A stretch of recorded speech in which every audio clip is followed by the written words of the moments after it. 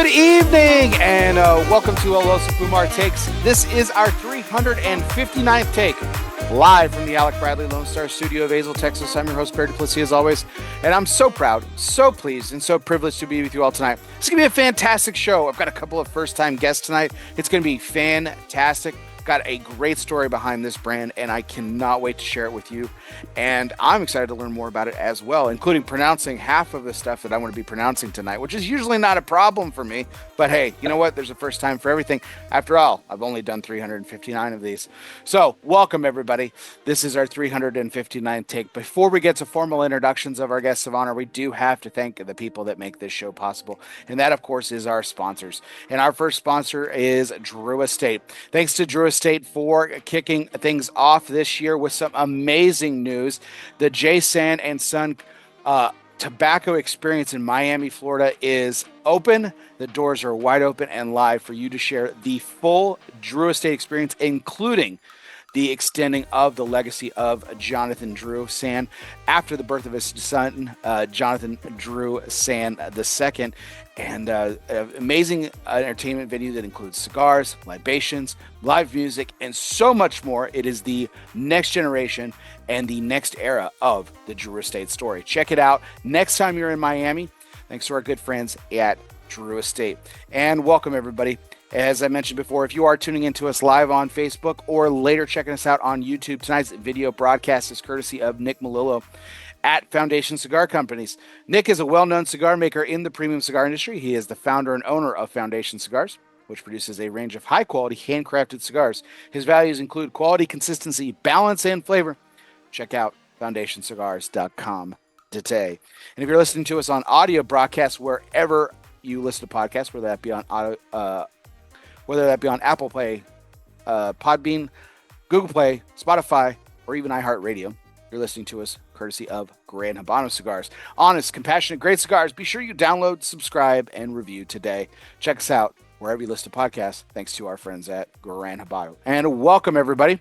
As I mentioned before, this is our 359th take. So without further ado, let's get to some formal introductions of our guests of honor this evening. From Apostate Cigars, I have Kendrick Woolstenhulme and Brandon Oveson. Gentlemen, how are we doing tonight? Hey. Thanks. Hey, we're doing great. How are you? Oh, I'm doing fantastic. I was gearing up for that last name, Kendrick, and how'd I do? Like B minus, C plus? You nailed it. You nailed it, bro. I nailed it? Okay. Perfect. Yeah. Brandon's like, it's my name. You fucked up, Bear. Yeah, It's okay. It's all right. I'll do better. But gentlemen, thank you so much for making some time for me on a Sunday night and my audience. I'm so excited to learn more about your story. It's an amazing story. And just so much rich history behind the brand, which we're going to get to, of course, and everything. So, as you guys noticed, as we're about to go live, yes, I'm wearing my Utah Jazz hat. As my audience knows, I'm an avid hat collector. This is not my day job. I actually have a day job, and as much as I would love to be podcasting full time, it would be fantastic. But I work for a company that's based out of Salt Lake City. And the last 2 years, we've had our company offsite meeting there in Salt Lake. And last year, we went to the Utah Hockey Club before they were the Utah Mammoth game. And then this year, we got to see the Jazz play the Timberwolves. And they actually beat the Timberwolves, which was huge at the time because Utah was not doing so well, and Minnesota was like on a really good winning streak. So We're still not doing well. That has not changed. Well, yeah, but I wanted to be a little generous there, Brandon. Give me some credit there. Appreciate you. But man, what an exciting game to be there and watch and everything. So, but I like to collect hats, and I will say this: the arena was great, the energy was awesome. Of course, when you don't have a dog in the fight and the home team winning, that's always an exciting experience to be a part of. They need to organize their hat rack in the pro shop. I'm just saying, there needs to be a retooling of that because there's some other things that require prioritizing a little bit before they wear the hats, but we'll get there. Yeah. Well, so I was like, ooh, I like that hat. And I literally would go through all of them, couldn't find, and it's my fault. I have a big ass head, but like I couldn't find anything remotely the size. I wouldn't even find the same hat behind the other hat. And I'm in there for I thought I was just gonna go in, find the hat I like, find the size, just rip it off and pay for it, and you know there there she blows. We're all good. I spent like 45 minutes in there. Mind you, I didn't miss any of the game. This was all before the game started. So Well, and thank God for that. yeah, Yeah. settled on a Utah hat. It was purple and it was cool. It was Hell yeah. purpled out, and I was like, oh, that's nice. I really wanted the old school jazz logo with the note though, Yeah. and asked several people for help. There weren't any help, and then I finally get to the register, and all of a sudden I see this thing like on those displays behind the cash registers and the cashiers, and I see this hat. It's dusty.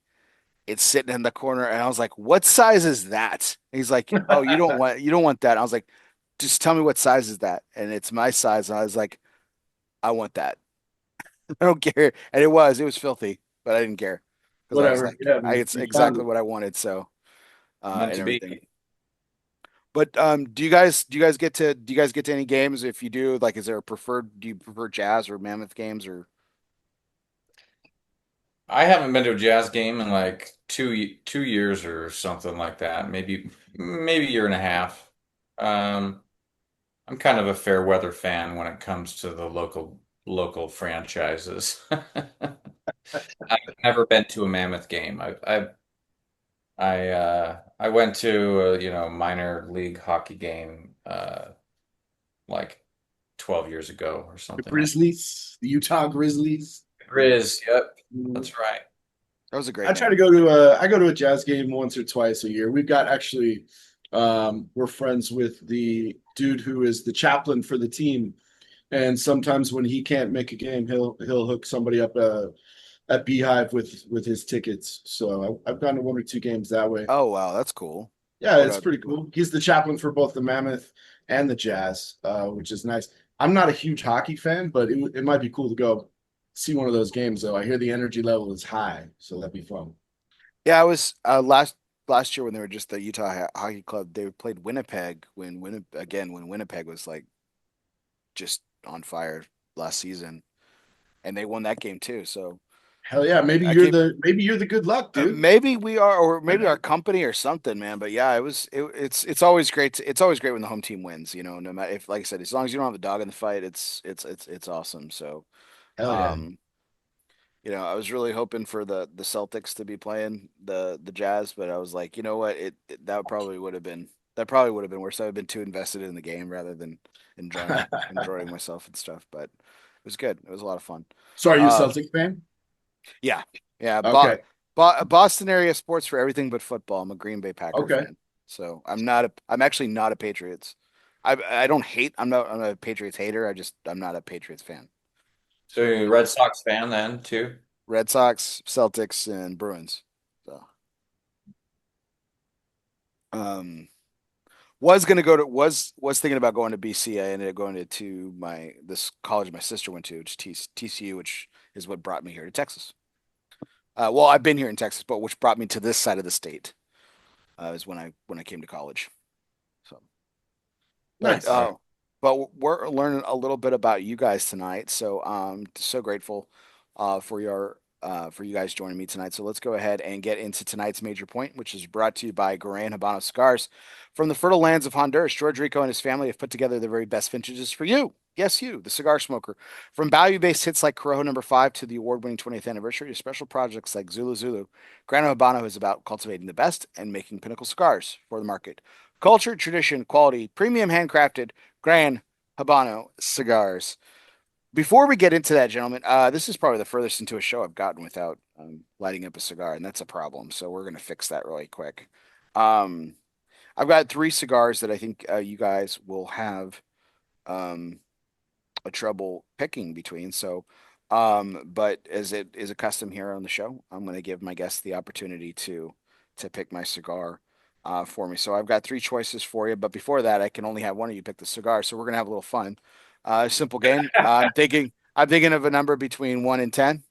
Whoever's the closest without going over. Kendrick, why don't you kick us off? 3. Stole my number, so let's go with lucky 7. Well, Kendrick got it because he nailed it right on the head. It was number 3. So There good you job. go. Yeah, fantastic.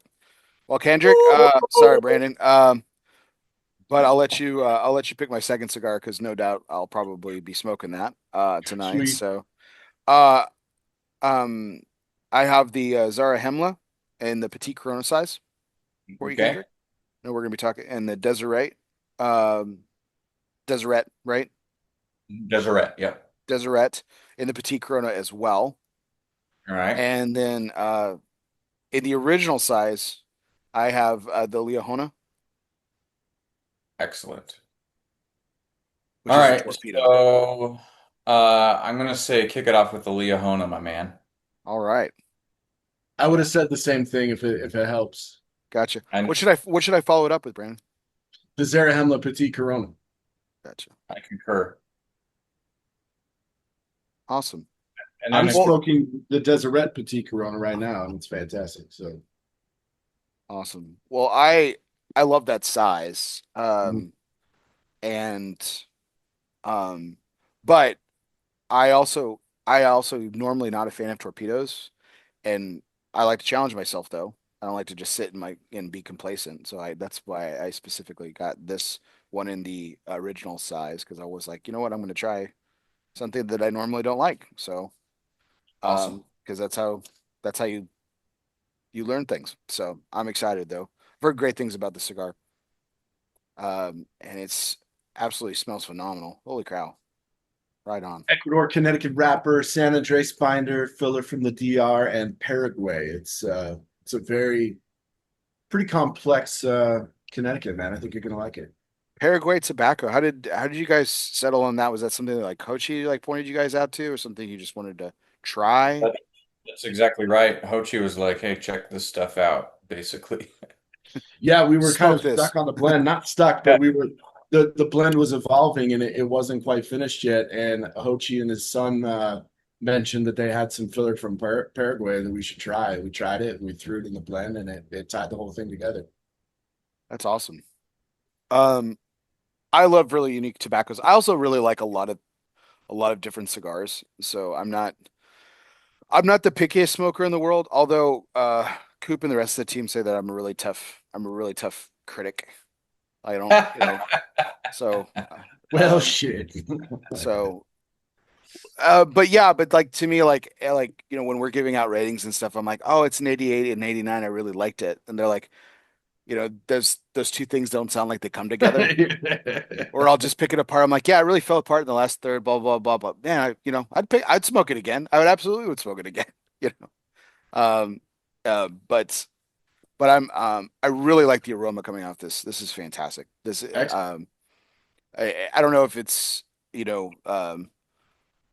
some osmosis from the Deseret that's down here or something like that. It has a very desserty, creamy kind of aroma to it, which is very pleasant.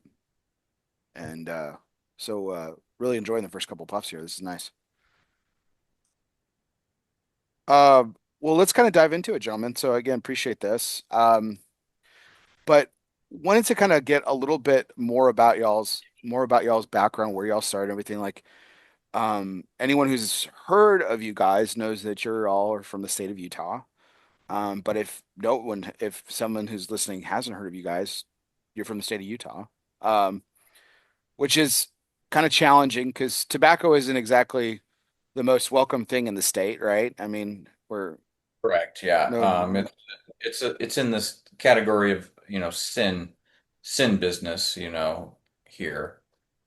It's something that goes against the prevailing religious dogma, you could say. Yeah.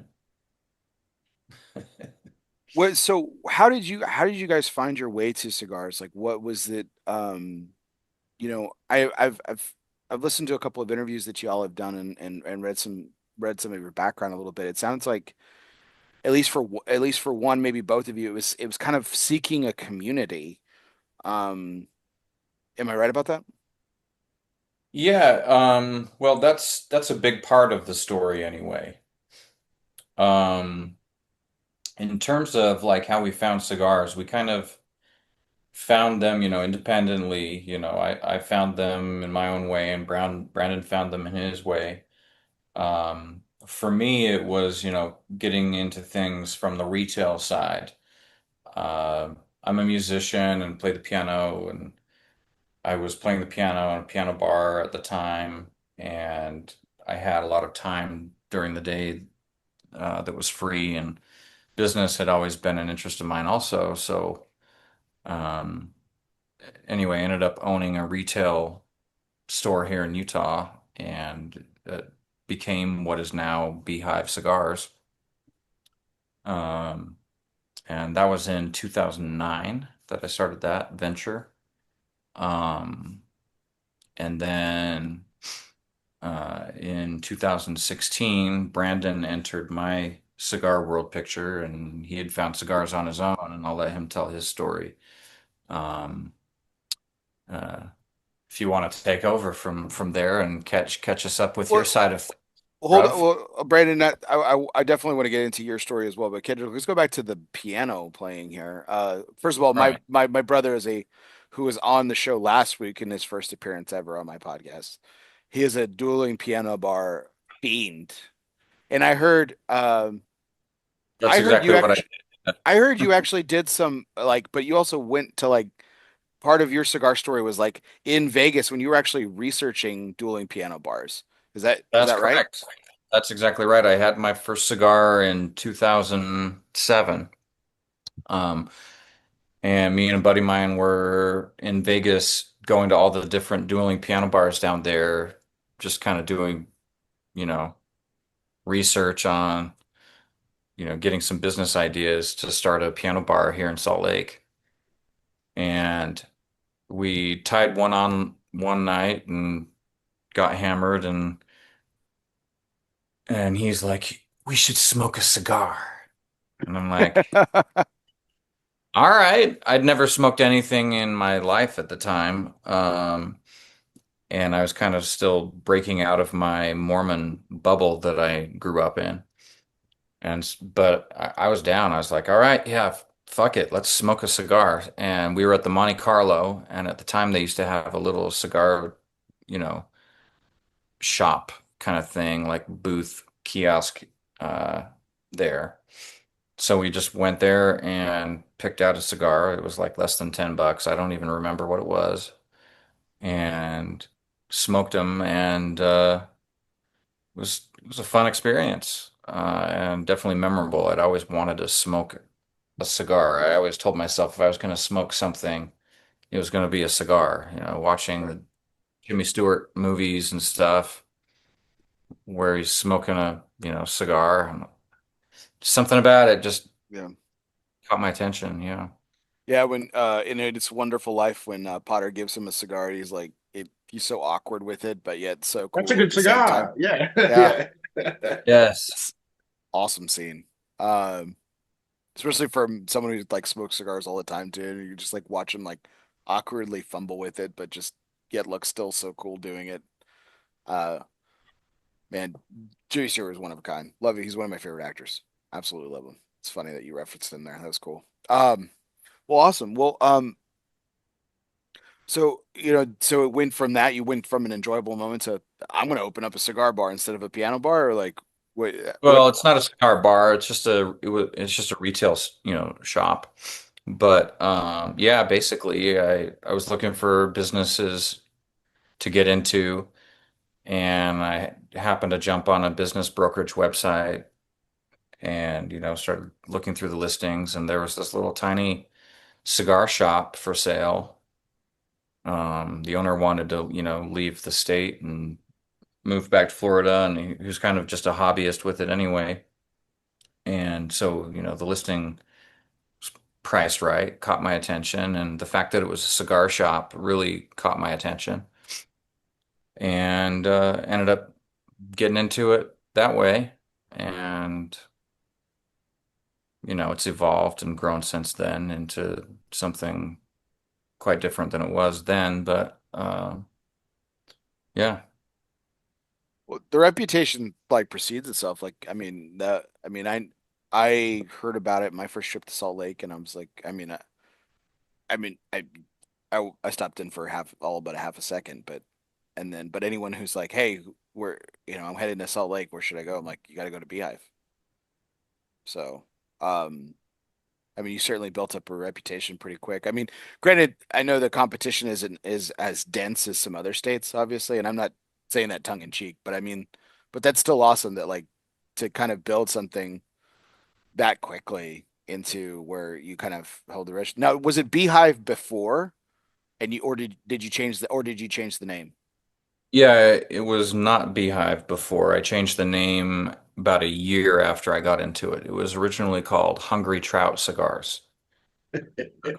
The Yeah, owner was, he was a fly fisherman and wanted to tie his hobbies together. He was a cigar guy and a fisherman guy.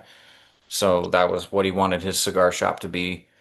Um, and I never loved the name. And as soon as I took over the business, I can't imagine started why. started getting phone calls immediately asking if we had this kind of bait or this kind of lure or this kind of this or that, and having to explain that we're not a tackle shop, we're like a tobacco store. Got tiresome. So yeah, anyway, I rebranded it Beehive, yeah, about a year after I took over. Awesome. Yeah. Um, it's I don't know how to describe it. It's the state's nickname, right? Beehive, Correct. The right? Beehive State, kind of Right. like Texas is the Lone Star State. Yeah. What was it? I mean, I mean, granted, it's not that hard to find a better name than the one you currently had at the moment. Um, um, No but I mean, doubt. why did you settle on Beehive? Was it you just wanted to pay homage to the state you grew up in, or like, without being obvious, or No, it was kind of my like goal to turn the place into the place for Utah. gotcha. And so I wanted it to, have a Utah name. This is your place, Utah, kind of a vibe. Um, and I thought it would be fun to kind of, I mean, it's the Mormons that named it the Beehive State, right? So I thought it would be kind of fun to name a tobacco store after a name that the Mormons, you know, I'm penned sh- when they arrived here. I'm sure you could have been a little bit more on the nose rebellious with called it like Brigham Young Tobacco Company or something, I could have called it Apostate Cigars. or that To too. be Yeah, fair, to be fair, Brigham Young is on the logo. So I mean, Yes, he's smoking a that, cigar right there. Yep. that's Brigham right there smoking a cigar. So it's perfect. pretty on the nose. Yeah. Nice, nice. Um, I notice you guys throw a lot of the symbolism and metaphor into some of the stuff that you guys build, which is cool. I'm really wanting to get into this, but Brandon, don't want to leave you behind. I'd love to just kind of take a few minutes and talk about your story a little bit too. So you came to Beehive, I guess after about 5, 6 years after Kendrick took it over, or Yeah, I came from a long line of corporate jobs, working for companies like UPS and Home Depot and Netflix and doing stuff like that. When I was at UPS, that's where I met my wife, and I'm notoriously hard to shop for birthdays and Christmas and stuff like that because I just kind of if I want something or need something, I go get it, right? So it's hard to get me something that I don't already have. And my birthday, What year was it you met your wife again? Sorry, I'm trying to remember. UPS. I met her I was probably 2009. Oh, okay. Yeah. Yeah, yeah, yeah. So around there, and she got me one of the online, CI humidor kits that comes with 40 cigars and a cutter and a lighter. And she's like, I don't even know if you're gonna like cigars, but here you go. I got you this. And I smoked every single one within like 2 weeks. She created a monster, man. So I was hooked, and when I enjoy something, I like learning as much as I can about it. So I started listening to podcasts. I was listening to the Stogie Geeks. That's where I heard Kook for the first time, and Mhm. started watching YouTube videos and reading the magazines and reviews and online forums, and just got real nerdy about it. and developed a pretty regular cigar habit. By the time I left Netflix, took a little 6 month sabbatical after that, and I was closer to about 4 months, I guess. Spent every day with a cigar, and when the wife was getting nervous and was like, "Hey, it's probably time for you to get a job," I made it a point to see if I couldn't find a way to make money in the tobacco world, since that's what was capturing my attention. So I had been a customer of Kendrick's at Beehive for about 6 months at that point. And kind of I didn't experience, the community side and how tight knit a little group he had going on over there. I would just walk in, buy my cigars, go home, smoke by myself, right? So when it was time to start working, I reached out to Kendrick, said, "Hey man, I'm not looking for anything crazy, but love to get my foot in the door in the tobacco world if you need any help." And he happened at the time to not need any help. So he was like, "Sorry, man, I got nothing for you." So I started a job search, and I actually took a job with a car dealership, and I worked one day, and I heard from Kendrick the next day. And he was like, something opened up. Why don't you come down to an interview? So I went and hung out with him, and we had a cigar together, and I liked his vibe, and I guess he thought I was kind of okay. And he hired me pretty much on the spot. I started that week working, one shift in the shop, and then working the rest of the week helping him build out what their now location is. And yeah, man, 9 months, a year later, something like that, I was the GM at the shop, and we were building this little community together. So for your point earlier that the goal was to build community, it may not have necessarily started with that as the focus, but it quickly became apparent that that was the right move. Cultivating the culture and the community there around Beehive was very fulfilling, not just from a retail standpoint, but from a personal standpoint. For me, for Kendrick, losing the community that you had when you're part of a major religion, and then feeling kind of alone for a few years, and then finding that community sense again through tobacco was pretty cool. It's pretty intoxicating. It's interesting how you guys came together too, because you know, like Brandon, you were actually just seeking to get deeper into the tobacco industry, so it wasn't Kendrick per se that drew you in. It was tobacco, it was tobacco and cigars. And Kendrick is kind of opposite for you. It wasn't like you were necessarily you like knew him really well because he was a customer, right? But you didn't like spend significant time with like some of your regulars who like stayed in the store and things like that, right? So, um, Yeah. so what Yeah, I did think you? I only met Kendrick like one time as a customer. I think I only saw him in the shop one time. The rest of the time I was dealing with his hourly employees. So Kendrick, what was it about Brandon that you like you called him just a short time after this I mean almost perfect stranger said, "Hey, I'd like to come work in the cigar industry." The thing that got my attention about Brandon was his passion. Um, I just sensed his love for the thing, and um, it turns out that's exactly, the thing that was needed to take Beehive to the next level. We were just opening up a new location, expanding things, and uh, he showed up with this ball of enthusiasm about the whole thing, and it was kind of one of those things that just worked out timing wise exactly how it needed to. It was pretty fortunate. It was cool. Nice. Well, what just to go kind of backwards just a little bit more and everything, um, what what was it that about Brandon for you as far as, other than, this wonderful gift from your wife that was just obviously the gift that keeps on giving, which is awesome.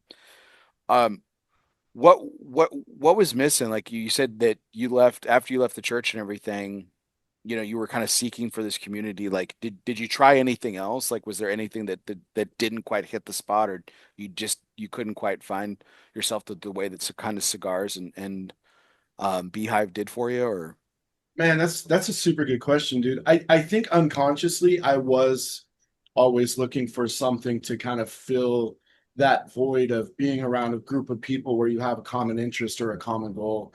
I did the thing a lot of Mormons do when they leave the church. When the pendulum's swinging this way and it's all conservative, when you leave that realm, it swings fully the other way, right? So I was in the bar scene a lot. I was going to bars and hanging out, and I met some cool people, but it wasn't a thing that felt uplifting in any sort of way. You know what I mean? It wasn't a place where you could go and have real conversations. It was a lot of surface level shit. When you find a cigar lounge and you find people hanging out from all walks of life, and you're all the only thing maybe that you have in common is the fact that you're smoking cigars together. You get a lot of really interesting conversations. You meet some really cool characters. You meet people like Kendrick who are not just business minded, but community minded, and they can see you enjoying a thing, and they want to make it easier and more fulfilling for you to continue to enjoy that thing. It was really easy to hook my wagon to Kendrick's train and just say go for it. He's the man with the plan. I'm really good at executing a plan, but I'm not always the best at coming up with a plan, and Kendrick can come up with a plan on the spot. You'd be like, hey, what if we did this? And it's really fun to say yes to. So I think I got addicted to saying yes to Kendrick a lot in the Nice. early days. There was always, we should try this, we should try that. How about we do events this way? Hey, let's go bigger. Let's try and get Jose Blanco out here. Let's try and get a big industry name out to one of our events. We're in the middle of nowhere, Utah. Nobody comes here. Let's get somebody here and see how the community likes that. So a lot of innovative, things that everybody else is doing where they have an easier market. Kendrick had an uphill climb making it happen. And it was really fun for me to say yes and see how we can figure out making it work. So I was kind of addicted to that. Awesome. What I'm sure you guys both had a similar moment that led to the decision to leave the church where you probably said internally to yourself, I can't live with this version of myself anymore. But fast forward, what was that moment for each other when you guys realized, hey, we're gonna take this to the next step. We're gonna start a brand. Um, because as retailers, you've seen dozens, hundreds, maybe even 1,000 brands walk through the door trying to say, "Hey, we're the next new thing. Take a chance on us." What was that moment for you guys? Um, so, you know, running the shop over the years, uh, having a house blend cigar available was always like a key component of my business plan. And as my business grew, I tried to better that offering. And it got to the point where we were working directly with, factories in the DR to manufacture our house blends for us. And, calling up my buddy down at the factory and saying, hey, we want a cigar that has this profile. And then he, makes up some blends and we pick which one we want, kind of a thing. And it was wonderful. But after doing that, we started talking about how fun it would be to try blending our own cigars and having a really nice super premium house blend that's just the best cigar that we could possibly make on our own somehow and have that as an offering for the customers here in the store. And so we started talking about that idea and how we would implement that. And the first conversation was, who do we want to make this thing? And it was Hochi Blanco at Tabacalera Palma was the first thought that came to our heads. We're aligned so similarly with like tobacco and the process and what a cigar is and what a cigar does and how, like the mentality behind what the business is and how it should be run and how you treat people and uh and also the fact that he's vertically integrated with his own farms and fermentation and curing and rolling and everything. We knew that we were going to get top quality product from Ho Chi. So we called him up and asked him if we could come down to the factory. And he said yes. And then after he said yes, we were like, oh, shit.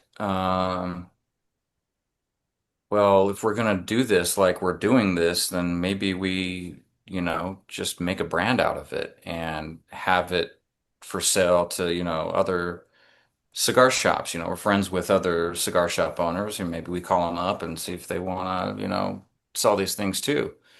And it evolved, and then it became this, okay, well, we're gonna launch nationally and try and do this brand. Uh, that's kind of the evolution of that anyway. It became another thing that I was super stoked to say yes to. What what was that timeline like? What, from when that first call with Ho Chi, like, hey, we're gonna come down to now we're going national. Like, how long was that process? The initial let's do this happened December of 2020. And the phone call to Ho Chi happened soon after that. And we flew down to the Dominican Republic like in February of 2021. And by then we had our, in between that phone call and our arrival in the DR, the business plan had been generated and the branding had been created, and uh, you know, everything was already kind of presentable. We showed up at the factory, we showed Ho Chi our whole plan, what we wanted to do, and he said yes. And we'll forever be grateful that he said that. Yeah, we showed up prepared though. I mean, we weren't showing up with our hat in our hands with no idea of what we wanted it to look like. We spent a lot of time coming up with the whole concept of, one blend for each letter in apostate, and each letter is going to be represented by a symbol, and all of that was laid out in front of Ho Chi when we showed up, and I think that lent itself to helping him say yes, for sure. Yeah, I mean, there's as we mentioned before, there's a lot of symbolism. First off, in the name, which I understand was actually kind of an organic thing that came from maybe a friend or a customer, if I know the story right. Yeah. Yeah, we were sitting in the office where Kendrick's sitting right now. And one of our employees at the time, who knows our backstory, knew that we were raised Mormon in Utah. When you leave the church, apostate is their term for you. That's what they call you. I mean, somebody who has consciously set aside that set of beliefs and is walking a different path. And we were shooting names out, and they were okay. But she looked at us both and she was like, "You guys aren't going to call it apostate?" And it took us about 3 seconds to think about it before we were like, "That's 100% what we're going to call it." So, props to Lindsay of Honeycomb Cigars in Waco, Texas, for coming up with that. That's pretty cool. That's cool that she kind of came up with on the spot too and everything. Um, so is help me out here, Brandon. Is one who leaves the church an apostate? Is that what it is? Okay, they're an Yeah, apostate. Okay, or I mean, you could still be in the church and you're just not adhering to its guidelines, right? So, smoking a cigar, if you're a member of the church, is an act of apostasy. You would be considered an apostate because you're not adhering to the belief system. For us, it's a little more interesting. extreme because we've fully removed ourselves from the belief system.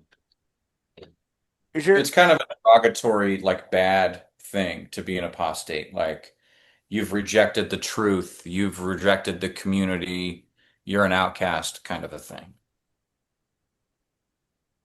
you know, I was actually noting that before we kicked off our show tonight, earlier this week when I was doing a little bit of prep for the show and everything, I saw that.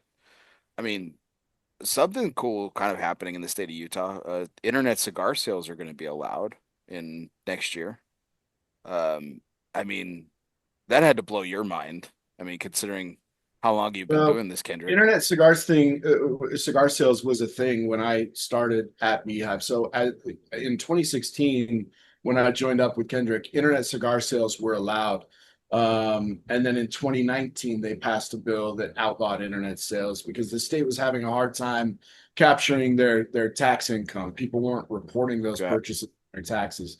So they got rid of it and forced you to go to a brick and mortar so that they could get their tax revenue. So Okay. it's super interesting that they have since decided to change their tune about that. That's a quick turnaround. I mean, Very from quick. like, Mhm. and first of all, I mean, in politics in general, it's hard to get a law passed. It's even harder to get it reversed. And Utah's history, I know enough about it to know that things Yeah, go really I was slowly there. shocked. Yeah, man. So I mean, progress is slow to begin with, but then changing their minds on something that they had apparently already made up their mind about is surprising. Yeah, it's for me. If it's good for the consumer, it's good for the cigar world. We'll see how it plays out. We'll see what scares them about it this time. What's the demo like? Because again, I've only visited, and Salt Lake City is a beautiful city. Um, and it's interesting because some of my colleagues at my company who live there, they're like, really? Like, I'm like, yeah, like I literally walk in the middle of the street and there's a mountain right there. I mean, I grew up in El Paso, Texas, and there a lot of people don't know this. They think of El Paso as the desert, which half of it is, but there's also a mountain that splits the city in half. So I mean, I missed that by living in the Dallas Fort Worth area.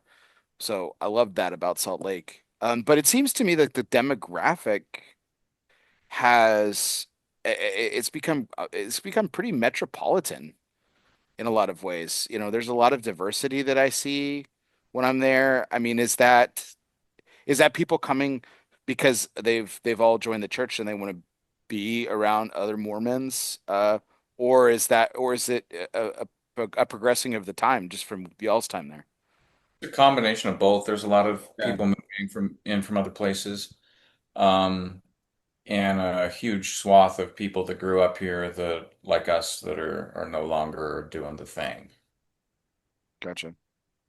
Yeah, it's less. I mean, you've got a big influx of people coming in from out of state who are uh conservative because the conservative lifestyle in Utah appeals to them. The cost of living is a little lower, income is really good. There are a lot of jobs to be had. So the conservative side appeals to people, but those conservatives moving in are not necessarily Mormon. So with that, you saw an uptick in, a relaxation of some drinking laws that were traditionally very weird, a much better food scene, a lot of people looking for more whiskey, looking for more cigars. So the conservative influx is there, but it's not necessarily a religious conservative influx, which is nice because it leads to more doors opening. Have like just I think the retail window is an interesting use a metaphor to describe a metaphor, but it's an interesting window into what's going on in the outside world because you see the people who come in your store are a representation of the people out of it. Like, eh, have you noticed, Kendrick? I mean, since you bought it in 2000, since 2009, 2010 to 15 years ago, 15 years has passed by. Have you noticed a significant difference in your customer even? Yeah, I mean, we're getting new faces all the time from people that just moved in, from somewhere for a job, or whatever, or um yeah, huge number of out-of-state people coming in all the time for the first time. It's definitely a pattern I've noticed. Well, let's dive into some of the symbolism here, other than past the name, because I think this is some fascinating stuff that I'm just going to really find interesting from some of my background and everything.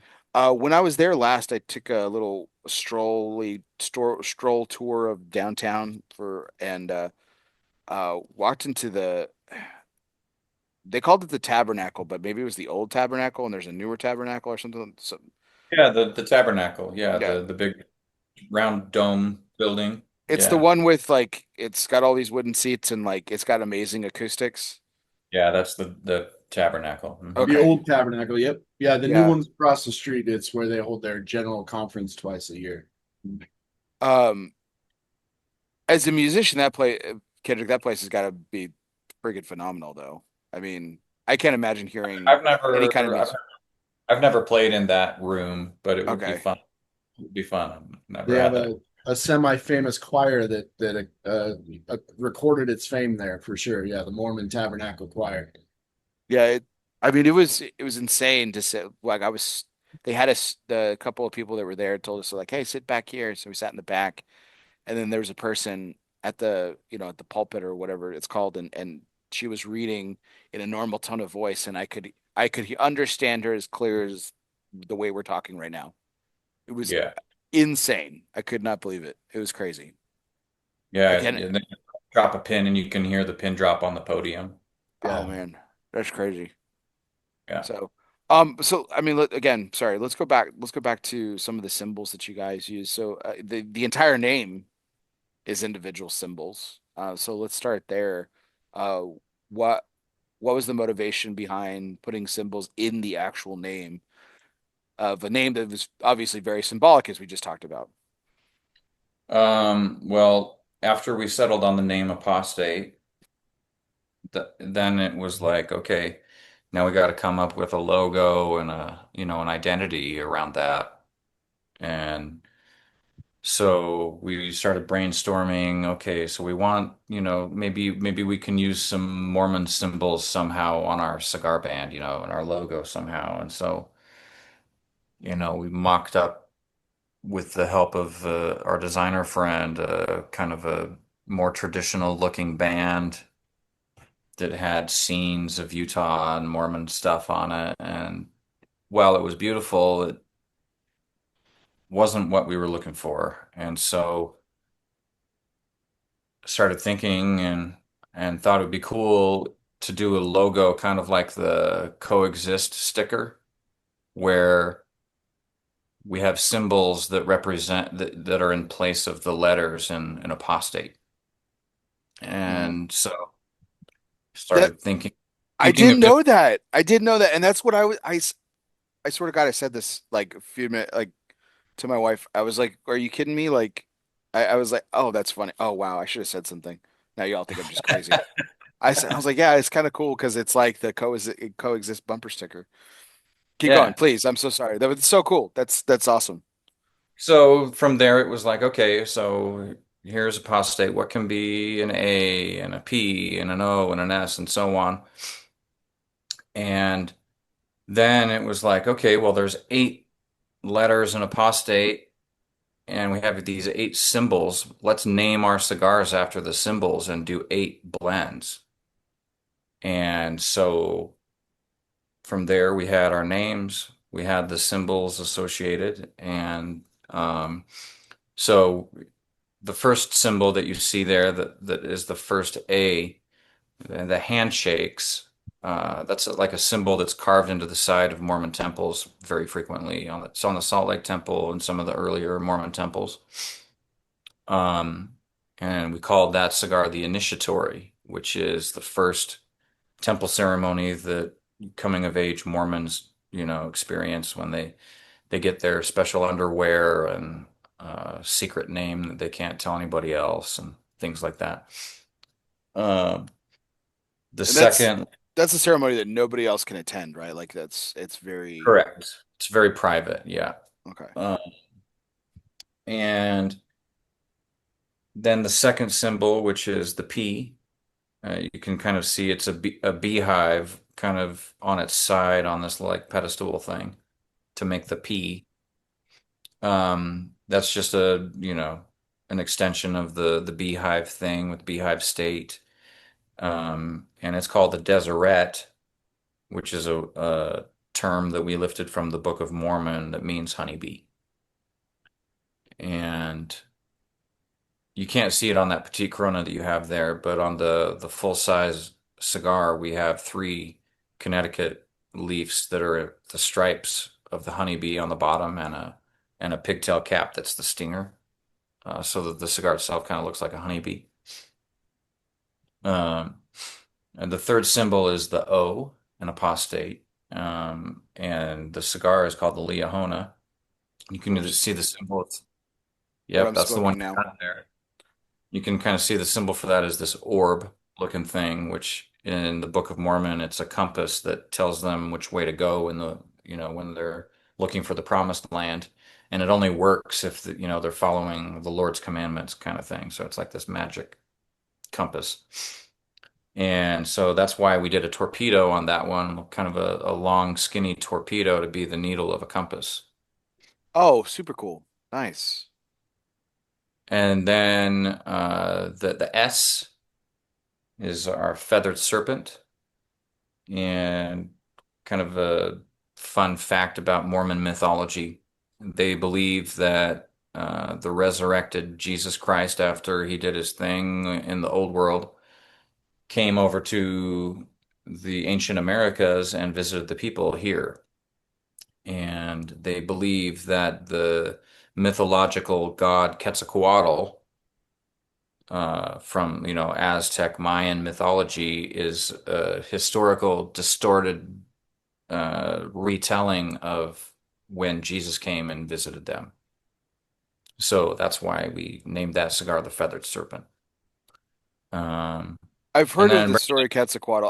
I've never known that it would, I, I never knew of that connective tissue, historical tissue to the Mormon church.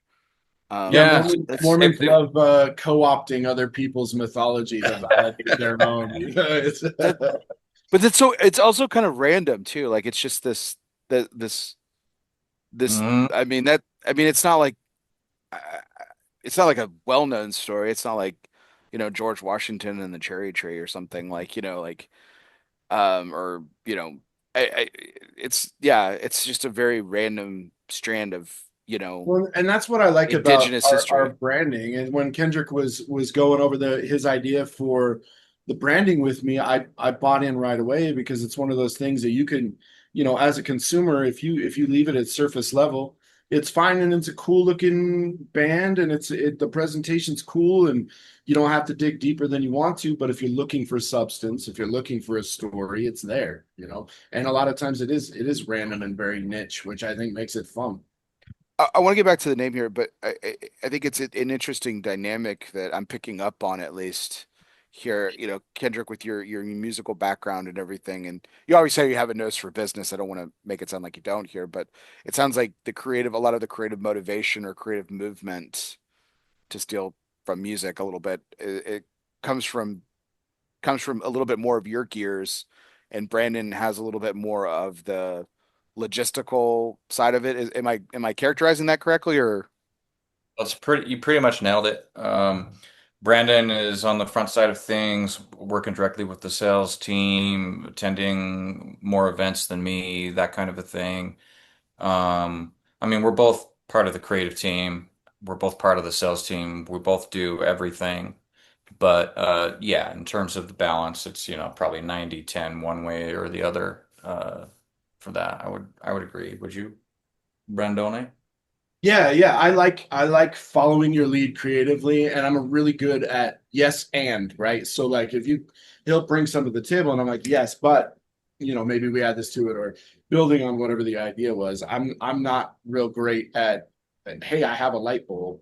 It's like oh cool, dude, I see your light bulb. Here's how we can make it. Here's how we can add to it or take away from it to get it where it needs to be. Absolutely.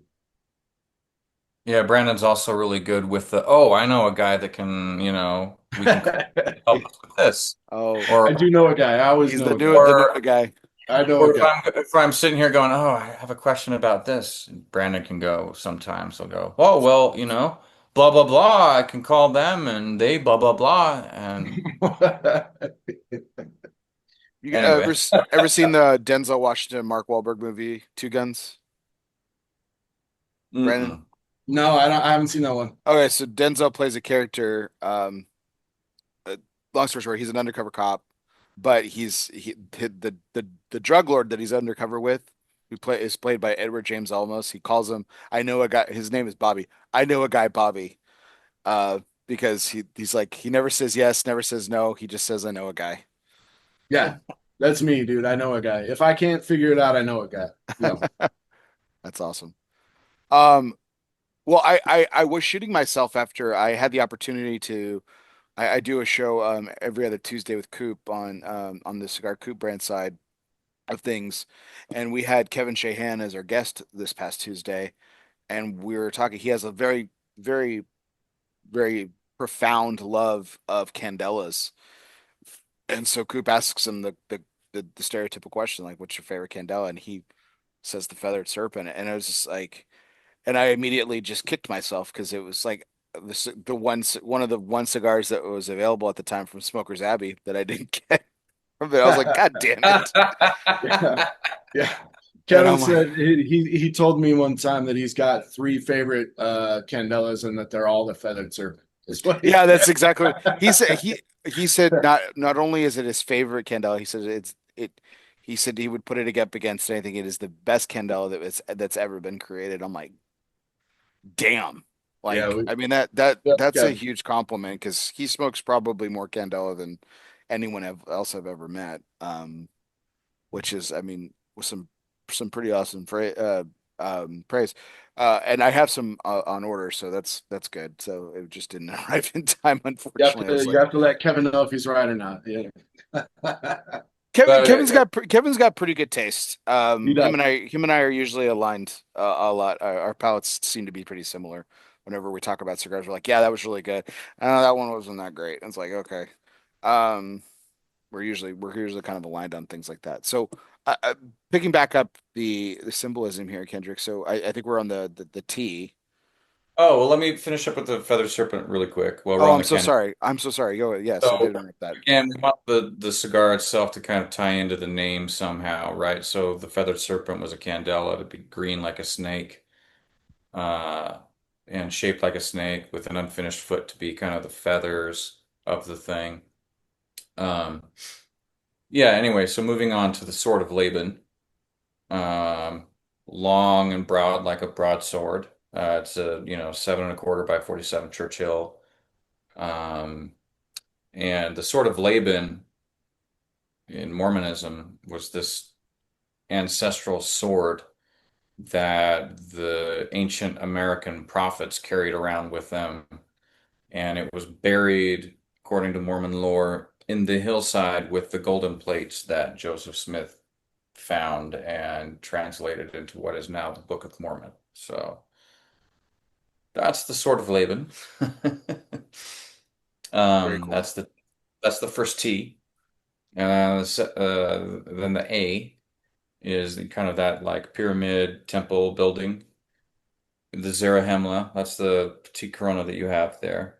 Yeah, that's gonna be Uh, the next cigar I smoke. So that's going back to the whole co-opting of ancient American archaeology to, validate their story, but they believe that all the ancient Mayan and Aztec ruins are, the ruins of these people that are talked about in the Book of Mormon. And so we named that cigar after one of the cities that they talk about in the Book of Mormon, Zarahemla. So okay.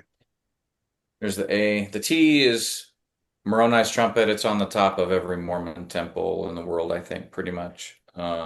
Yeah, I noticed that was like the one that I recognized out of all of them. I was like, okay, I've seen this before in Salt Lake, and and some other research that I've done too. I've been So noticing a few temples that don't have it. I find that interesting. I think that depends on local ordinances and building codes and things. Like some jurisdictions won't allow it for some Yeah. reason.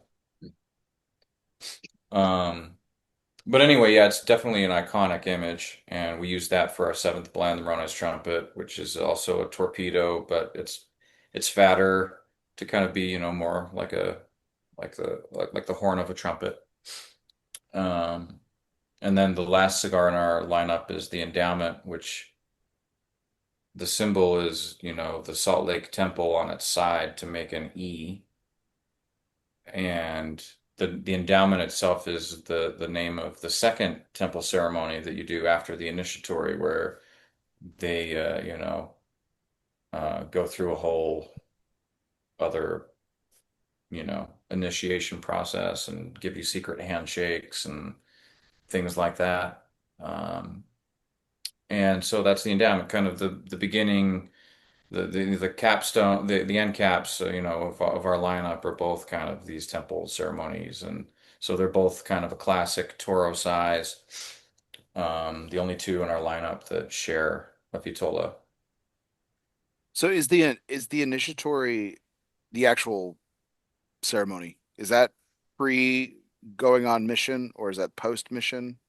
Pre. You Pre. do the initiatory and an endowment before you go on your mission.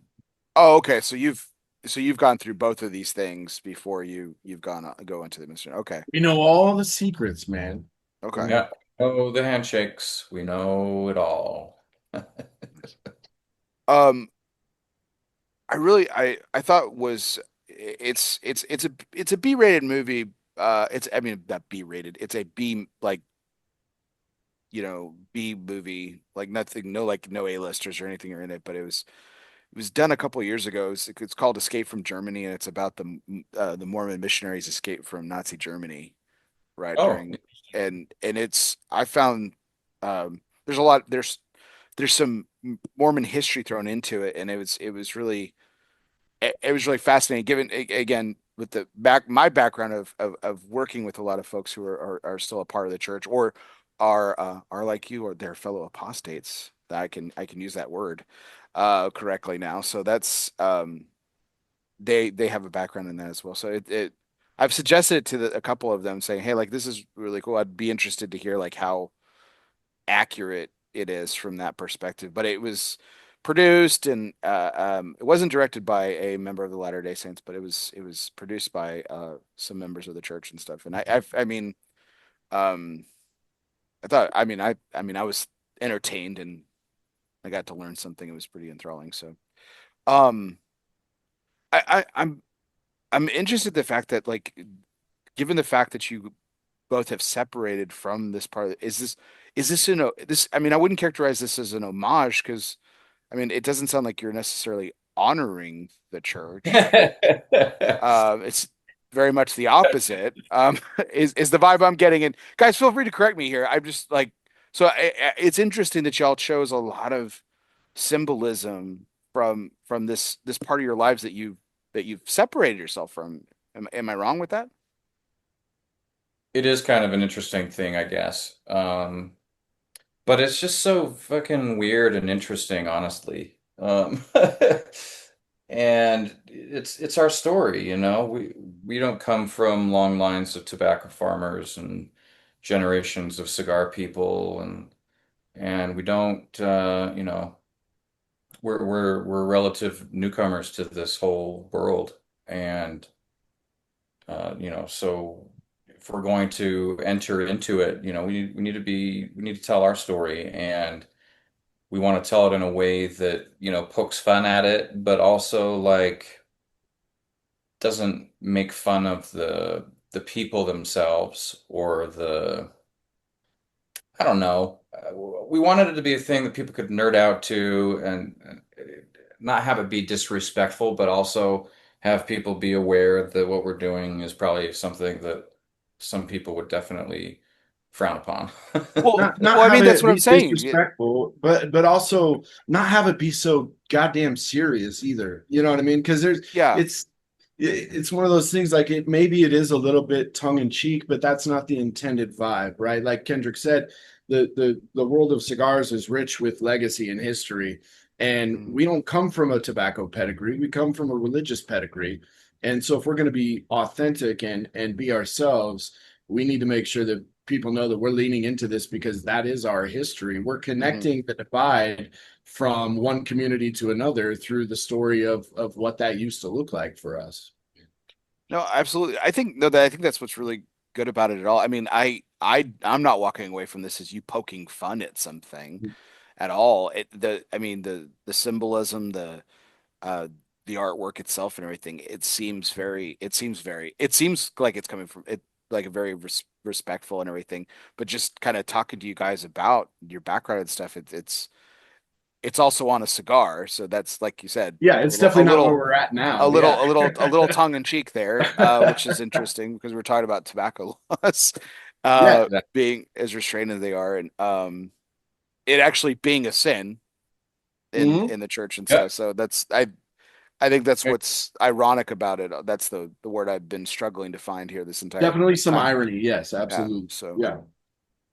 I mean, um there's a lot of people that would take offense to us using these symbols and connecting it with tobacco. oh I'm sure, but you know as they say, fuck them if they can't take a joke, right? I mean, Yeah, yeah. And that's what I'm saying. Like, don't be so serious. Like, it's okay to if your beliefs hold up under a microscope, let them hold up. You know what I mean? If they don't, that's not my fault. Right. that's true. But I think, I mean, if one sat down with you guys and had a conversation about this and just listened to you talk about why you chose this, taking a separating it from the fact that yes, it's on a cigar. I mean, granted, I'm not a member of the Church of LDS, so it just I I can't imagine being offended by that. But then again, I mean, there's all sorts of people, I suppose. But I've met both, man. I've met plenty of people who are still Mormon who are like, you know what, I get it. I understand. That's your story to tell. And I've met others who are like, I really wish you weren't doing this.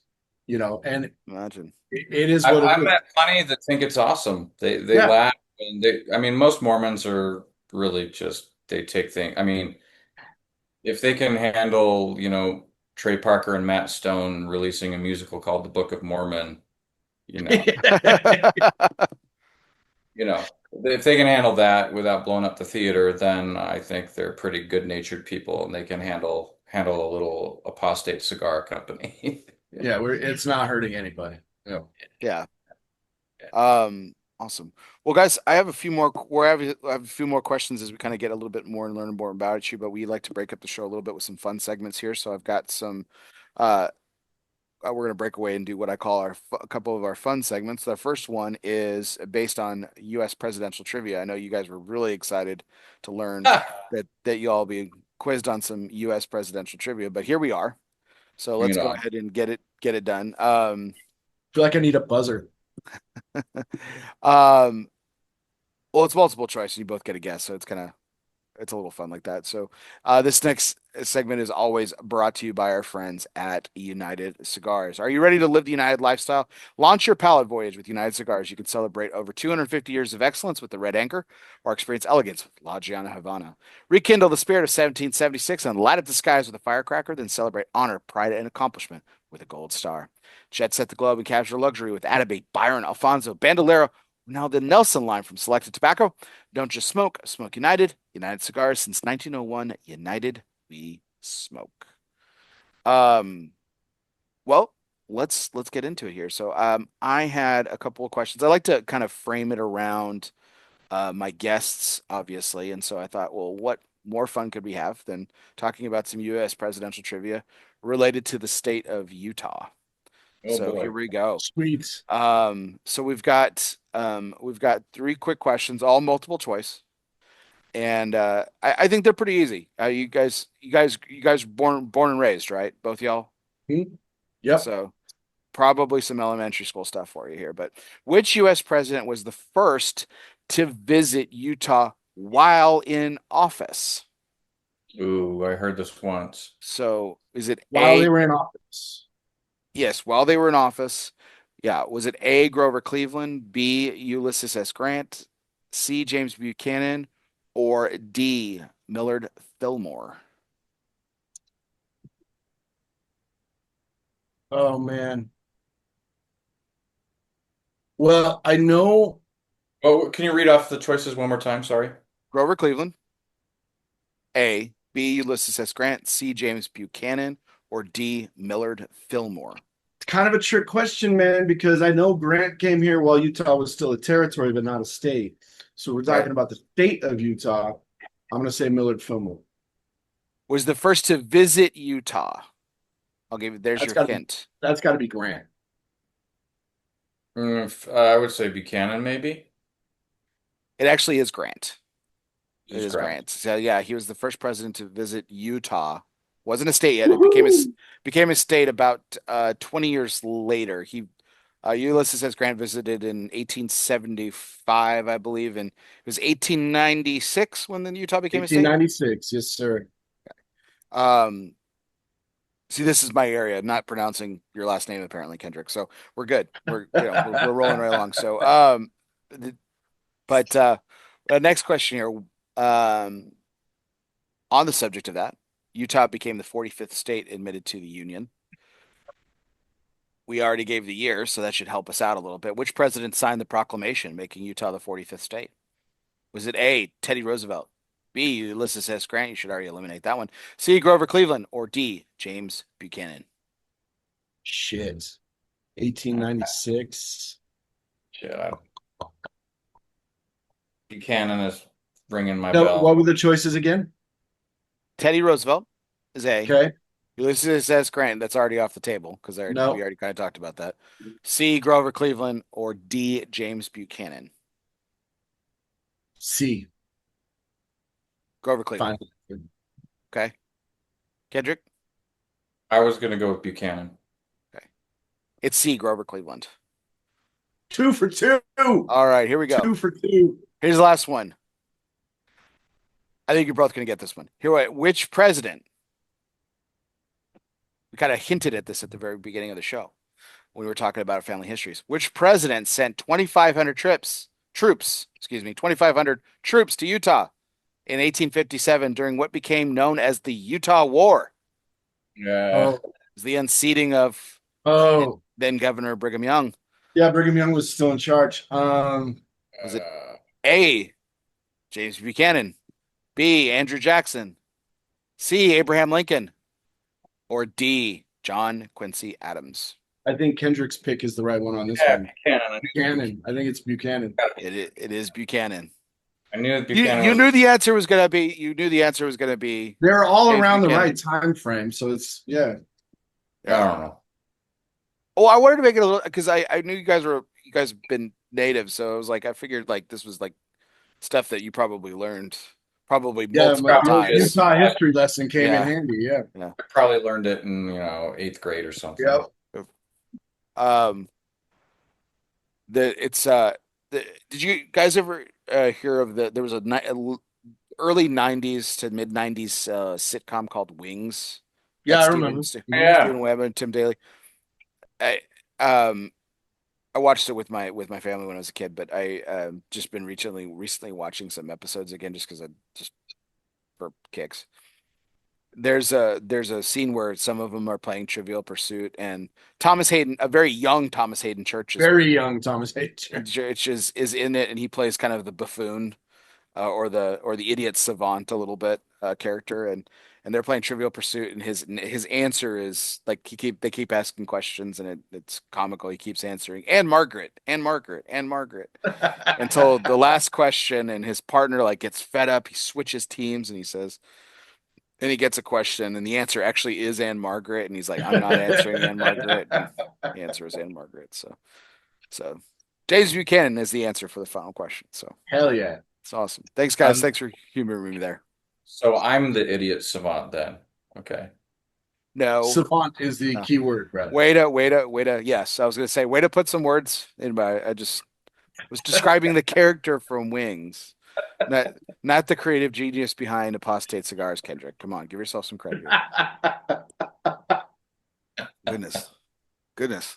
Some self-esteem issues tonight on ELOSOFUMARTAKES. Here we go. All right, here we go. That was our United Presidential Trivia segment brought to you by our good friends at United Cigars. Since 1901, United we smoke. Don't just smoke United. Since 1901, United we smoke. All right. This brings us to our next segment, which is a lot more fun. It's a little more rapid fire. It is our Artista This or That segment brought to you by Artista Cigars, which is truly the last hidden gem of the Dominican Republic. With nearly 70 years of rolling cigar history, the family behind Artista believes in honoring their long-held tradition of handmade artistry. Artista's blends include factory-exclusive tobaccos and front marks for every budget. In fact, Artista Cigars has one of the most varied portfolios in the market today. There's something for everyone at Artista. Now, if you're like me and you can never really decide what to smoke, Artista is a breath of fresh air because I can literally take something from any box that Artista has to offer, and I know I'm going to get something truly special. So, guys, this is meant to be rapid fire. We're going to go back and forth a little bit with just a variety of options here. So let me go ahead and pull up some of my questions. And here we go. So I seem to have lost my place. Excuse me. I'm sorry, guys. Unacceptable. I know. It's terrible. All right, let's we're gonna start pretty nice and easy and simple here. Connecticut or Maduro? Connecticut. Connecticut.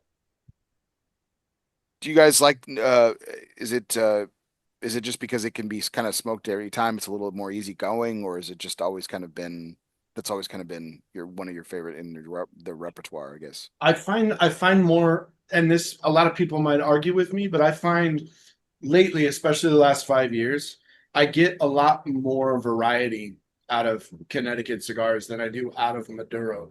A lot of Maduros tend to taste like other Maduros, but lately, in the market, a lot of Connecticut's are very unique and distinct, and I like that. I like that move. Nice. Yeah, what I was going to say about, in regards to that is similar to that, in that to me, Connecticut's are pretty versatile.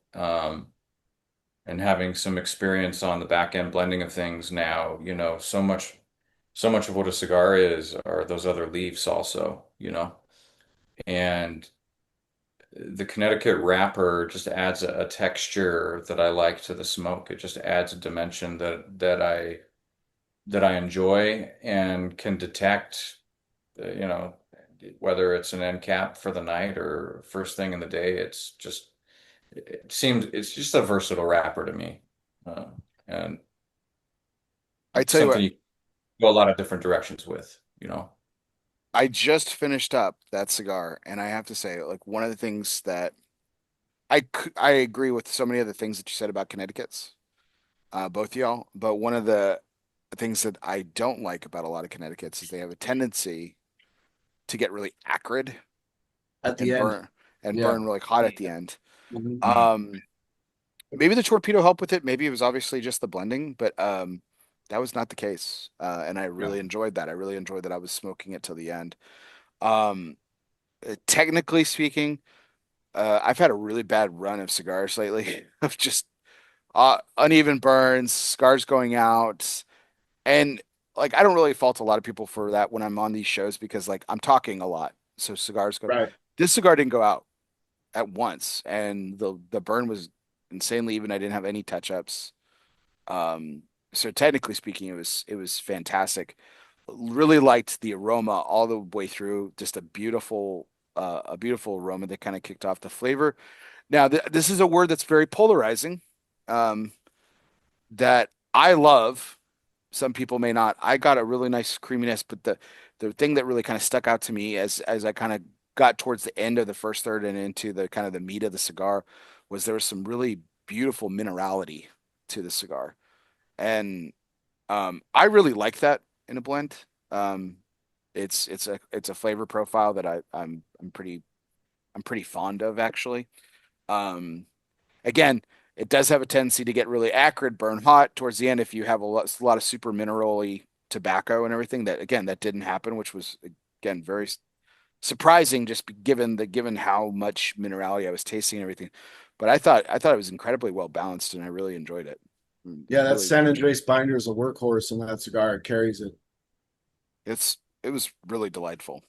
And to our point about this wrapper usually having more milder profile cigars, like this wasn't like mild, but it certainly wasn't heavy either. This was nice, easy going. Like you could smoke this cigar like any time.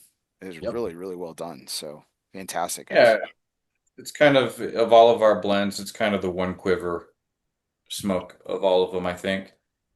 You Um, pull that out to anybody and show it, and they're all any over it. time of day, it's full enough in flavor that, it can be a nice end cap for the night. You could smoke something fuller before for it and still get a good experience.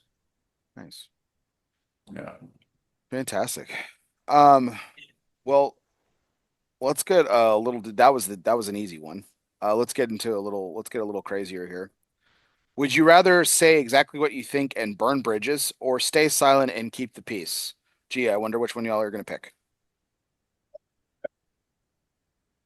I mean, context is fun, right? Context matters. But Context matters, yeah. yeah, I thought y'all would have fun with this one. This was just on the list, and I was like, that's perfect. I'm grabbing that one. I spent too much time in my religious past playing nice and saying what people wanted to hear, and I've kind of ditched that habit. So I'm definitely if my honesty burns a bridge with you, I don't know if that's on me, you know? That's funny that you say that because for me it was kind of the opposite. When I was younger, used to speak my mind a lot more, bluntness and, people didn't like what came out of my mouth. Well, that's on them. And the older I get, the more I'm inclined to like, keep my mouth shut if it means, like keeping some peace. It really depends on what it is, but Yeah. most things don't matter enough to, most things are just stupid and you can just. And that's kind of my point too, is if you're asking me for my honest opinion and it ends up burning a bridge, maybe you shouldn't have asked me. I don't know.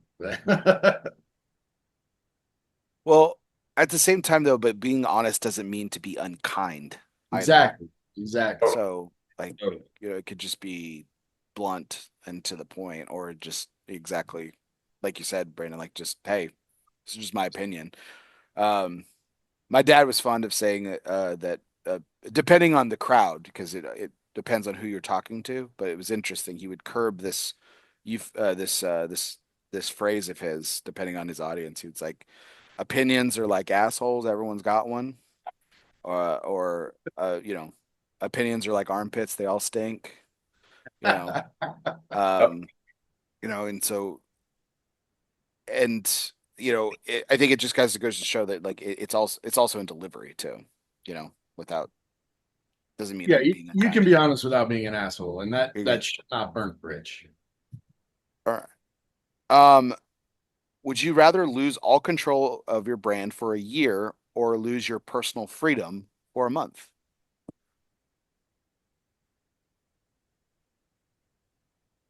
I would rather go to jail for a month and retain control of my faculties.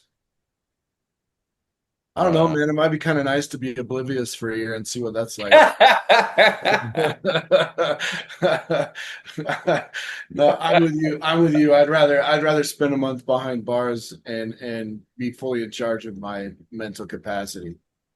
That's right. Would you rather have your biggest failure go public or your deepest insecurity exposed privately to the people you respect most? Hmm. I'd probably rather expose my insecurities. Yeah, I think same. I think same. You're talking to the people who already love you and understand you and want to be there for you. So yeah, I'm in that boat too. Yeah, this one seemed a little obvious to me. Like, Yeah. as I kind of go through this, I put a lot of sometimes I put my own variations on them or something like that. But I mean, I've got a list of these. I think they're fun to have, and sometimes they're a little crazier than others. Sometimes it's pretty straightforward. Like I said, I usually start off easy with like cigar questions or anything like that. But would you this is interesting given the nature of the jobs that you guys, that what y'all are doing for a living and everything, but would you rather go all in on a risky vision that could fail or play it safe and always wonder what if? All in. Yeah, definitely of a more risky mindset when it comes to things like that, for sure. All in for sure. I mean, when you guys first started Apostate together, like did you did either one of you consider it to be a risk? Or did you think like, hey, this is money, this is gonna work? Like I'm sure I there was mean, confidence, but of course it was a risk. A lot of that risk was mitigated by the fact that I have a retail store here. And so I always had it in the back of my mind, well, if nobody likes these blends, at least we can sell them as house sticks here eventually. You know, we can move through our initial order of these things if we need to. So there was a mitigated risk there. Um, but uh, that being said, of course it was a risk. I mean, yeah, we're putting a lot on the line here, and Yeah, man. I mean, we both have kids. We both have wives. You know, it was a risk, but it was like Kendrick said, it was a calculated risk. It was one of those things where, yes, we had a little bit of a safety net with the retail side of things helping us out, but also we weren't going about business like we had a backup. We were going about business like doing well was really the only option. If we're gonna do it, we're gonna do it, right? So we were playing like the risk maybe was higher than it was. Um, but it definitely was never not a risk. Did you guys see it hitting this point, like being where you are today, 6 years later? Did you see it getting to this point that quickly, or is this behind schedule? Is it ahead of schedule? Is it right where you thought you'd be? We try not to think about timelines too much. Um, but I mean, we both hoped, that it would work out, you know, Yeah, and we acted like things would, you know. Um, we were confident that we had all the pieces that we needed. The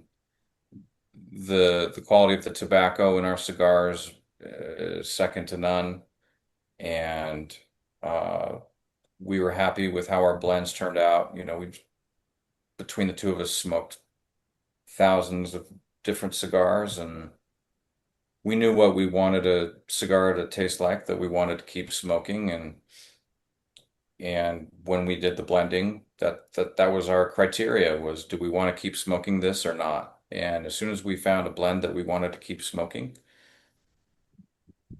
we locked it in, and it was what it was, and we went out there in the world confident that at least we loved it. Sure, sure. And it turns out that a lot of other people, you know, appreciate what we're doing, which you know, we're really grateful for. Awesome. Well, that was our Artista segment. But that makes a perfect segue into a last few questions about the brand here a little bit. We've touched on it a couple of times, and we will get into Pochi being the manufacturer of your cigars.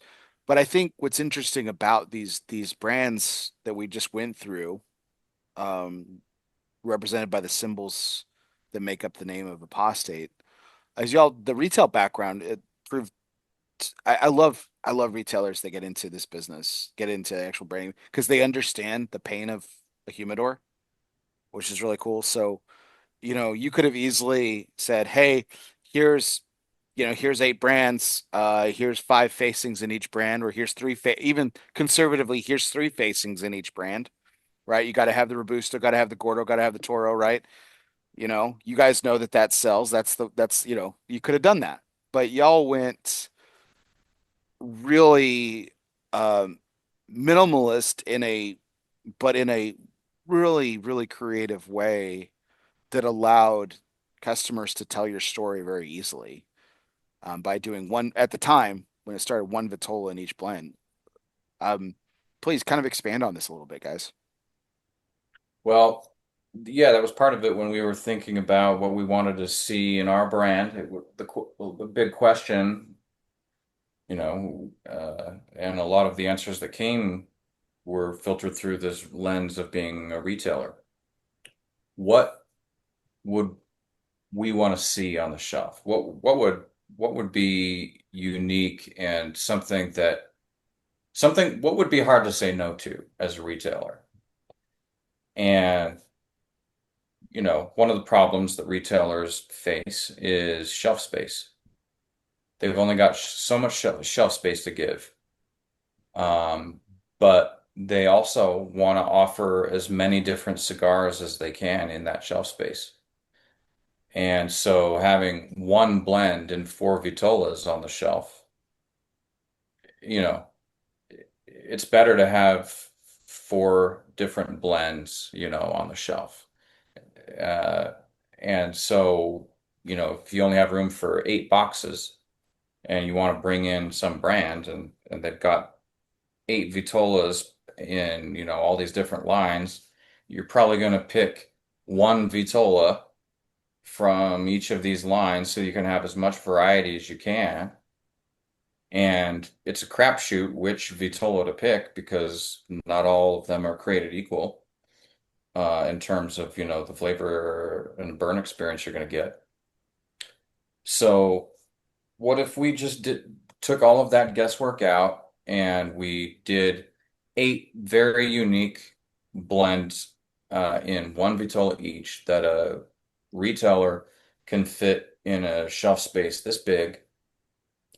Um, and it's as a retailer, it's also kind of a badge of honor when a customer walks in looking for a cigar from a brand and you can say, yes, you've got it.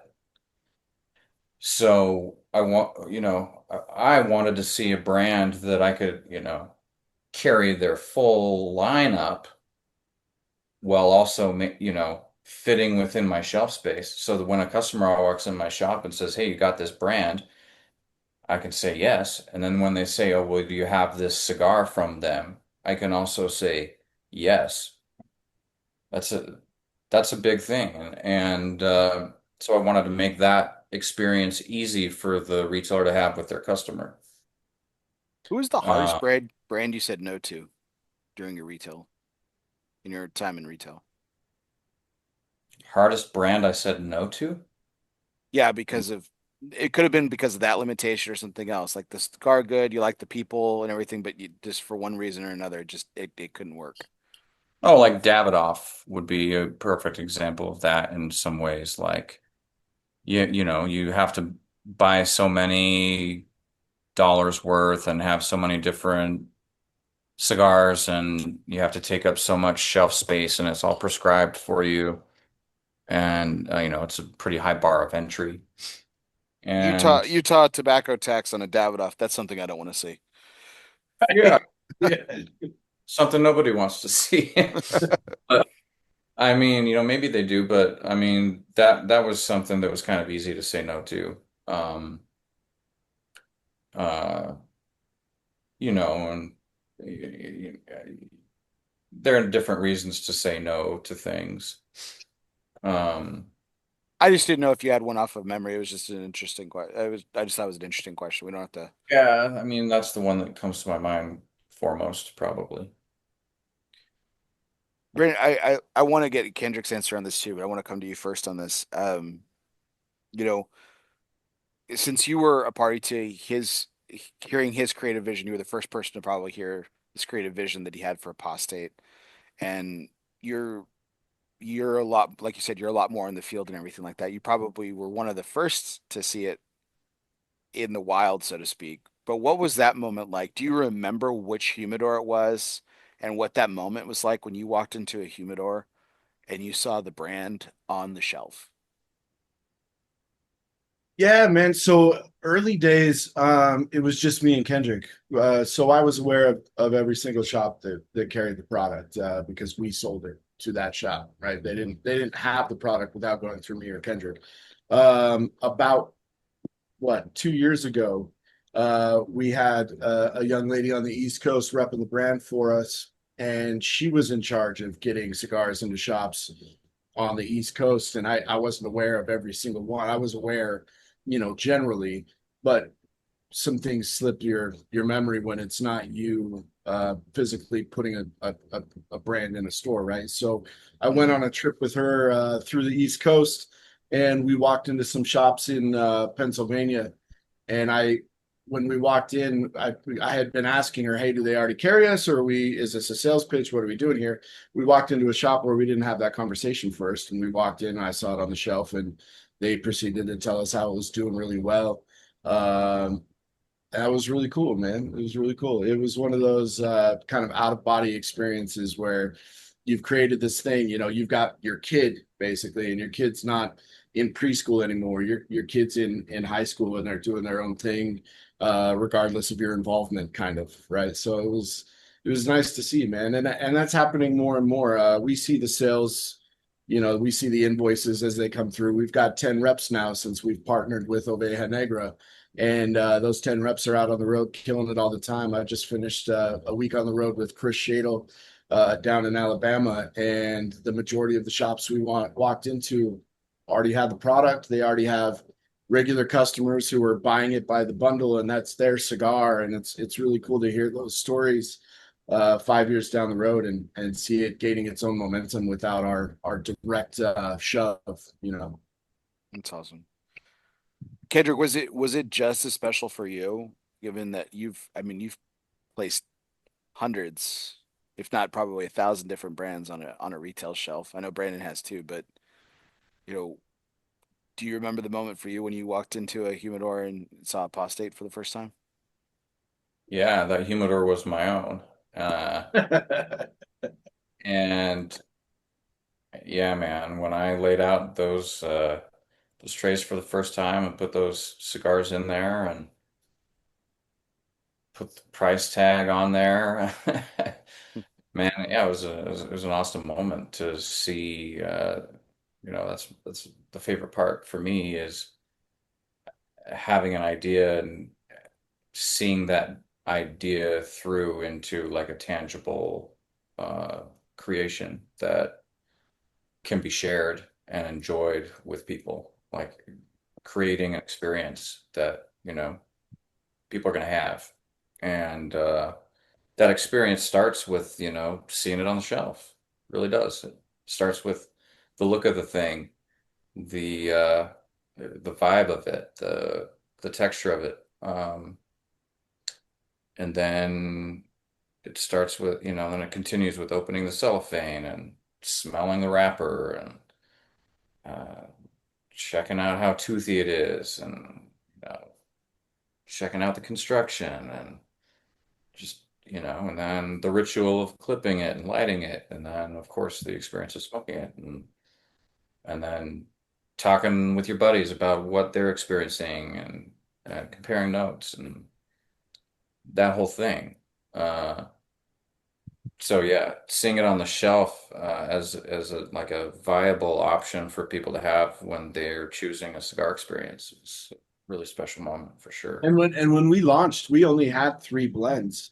It Right. wasn't it wasn't even the complete lineup. So we launched our first PCA with three blends, and people were saying yes at the time. But when we saw the cigars on the shelf at Beehive for the first time, we stood there and looked at it and took pictures. Like, holy shit, man, this is a real thing. This is kind of cool. Our kids are here. You know, we brought our kids home from the hospital. They're in our house now, and we're responsible for their well-being. You know, Yeah, and then we have Kid, five more. we have five more kids. Yeah.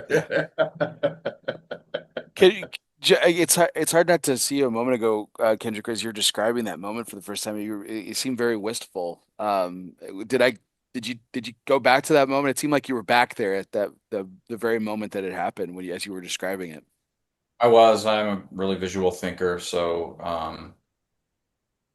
yeah, I was standing in the humidor looking at it for a second. Yeah, for sure. That's awesome. Um, so we've danced around this all night, guys. You could have, being in retail, I'm sure you've built up a tremendous amount of dozens of relationships that could have handled this project for you. What made you guys settle on Hochi Blanco? I mean, he's a phenomenal talent, amazing factory. Made some of my favorite cigars personally over the years. But what was it about him that, made this partnership happen? We met Hochi for the first time at PCA. He had just launched La Galera, which is his own brand that he makes out of his own factory. Prior to that, he'd been making cigars for other people exclusively. Um, and, a mutual friend who was a still his broker, uh, introduced us to Ho Chi, and he invited us into his booth, and he sat down with us, and we just talked about, you know, tobacco and life, and we became friends, and um, we learned about his tobacco. We tasted his cigars, and every single one of them were punching way above their, price weight, so to speak. Yeah, I'll say. And the quality of the tobacco was just impeccable.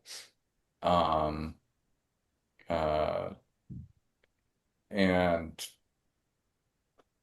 that relationship continued as we opened up our account with La Galera and continued to interact with him at the trade shows and, you know, talk to him intermittently throughout the year. And,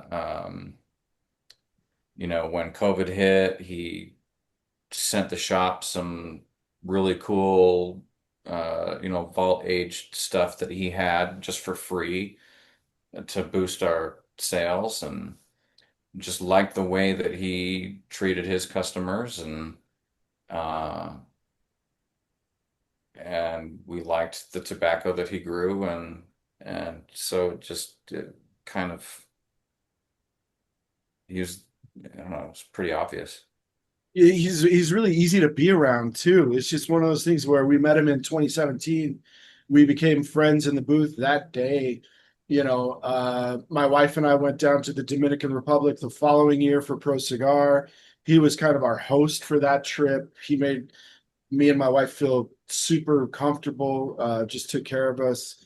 And it's really easy to get comfortable around a guy like Hochi. It makes you want to be around him more. So if we're going to have a working relationship with a factory in the DR, you want it to be comfortable. And he's, like Kendrick said, he's proven his business acumen is impeccable, but the way he treats people and the way he deals with you directly is unparalleled.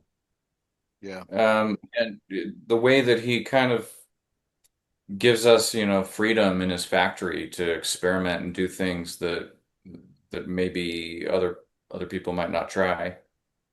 Um, uh, and kind of trusting us to do our own thing and giving us that freedom is also key, There are a lot of factories that'll make you a cigar, but they're gonna kind of have control over what that blend might be in some fashion. And Hochi won't let a bad blend leave his factory, but Mhm. uh, the fact that he gives us the freedom to do our thing and be us is also, a really important thing for what we wanted to do. I haven't smoked everything that he's made, but I will say that probably my least favorite of all his cigars is probably, I mean, it's easy to say that it's probably better than some of my favorite cigars from other places, you know? Um, it just has a, he has a, he has a knack for really surprising you. You mentioned having cigars that really kind of punch above their weight class from a pricing perspective. I couldn't agree more with that. What's your favorite cigar that he make outside of what he makes for you guys? What's your favorite cigar that he makes? Probably the La Instructora Connecticut for me. That's got to be up there for me too. La Instructora Connecticut or the La Galera Year of the Ox. The Ox That was was, amazing. that was a great Phenomenal. cigar. No Yeah. shit. I also really love the Imperial Jade, especially in Yeah. the little figurado. Yeah. Like Yeah, the short. Imperial Jade's my favorite blend, easily. Nice. I love that cigar. I love that blend. It's fantastic. Awesome. Well, kind of fast forward it to I found that this was a really big I'm going to use the term coup in a lot of ways, but it's probably not an accurate word for it. But it seemed it came on the tail end of PCA last year, and it was an announcement that at first I think that on the surface I think a lot of us in cigar media um, were like kind of like that's interesting that one of these things is not like the other. But the more and more you think about it, and the more and more you learn about y'all's background and the story and everything, it kind of makes more and more sense. But the partnership with Oveja Negra Brands, first of all, huge fan of them. That's I am personally. I think James is, you know, you talk about Hochi being an amazing blender. I mean, James is world class in my opinion, and that guy just apparently just knows my palate. I don't think he makes a cigar that I don't like. Um, and just an incredible knack for making cigars. But what kind of led to this partnership and how's it been for I mean we're coming up on a year so I mean what's it How did it happen, and what's it been like? Um, Brandon, you want to take this one? He's deferring to me because I'm the Black Label fanboy. Uh, so yeah, it was interesting. What PCA was what April last year. We had a conversation with James and Derek from Oveja Negra the preceding November. Uh, James reached out to me on Facebook. He was like, "Hey, I think we should have a conversation." And Kendrick and I were on the call, not really knowing what was coming. And he and Derek were like, "Hey, we're gonna cut right to it. We've been following you for a long time. We've been smoking your cigars. We've been watching you hustle, and we think that you guys are pretty aligned with what we're trying to do. We've got room for another brand under the Oveja Negra umbrella, and we think you'd be a really good fit." And it came as a bit of a surprise to us. We didn't know we were on anybody's radar, which is pretty cool. But James and Derek are people that I've looked up to and respected for a number of years. We carried the brand at Beehive almost from the get-go, and it was popular and everybody loved it, and I smoked the hell out of it. And James have been here a few times. yeah, James has been in the lounge a couple of times. I met James and Angela when they were in Salt Lake City on a ski trip, and that's how we started carrying the brand.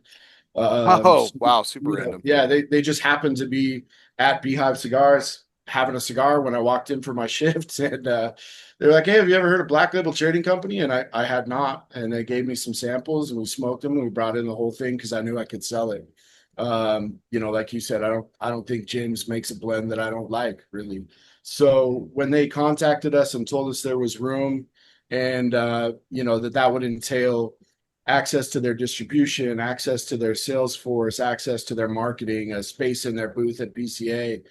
It was a good opportunity for Kendrick and I to kind of do some assessing and decide, are we going to keep our nose to the grindstone and make Apostate what it is on our own?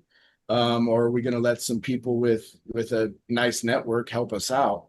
And it eventually became a pretty evident choice for us. It was a good opportunity to, as Kendrick would say, outsource our weaknesses and focus on what we're good at, and let other people do stuff that maybe we're not always the best at, which is, being on the road, forging relationships with retailers. We can't be everywhere at once. Now we've got 10 guys doing that work for us. So it's been incredible, man. It's been a hell of a year working with those guys. We got the opportunity in December to go down to Oveja Negra for the annual sales meeting and see all of James's production, see their tobacco, see how James works with the blending, and get our eyeballs on that a little bit too, which was insightful. So it's been good. I bet that was a really Yeah. cool experience, man.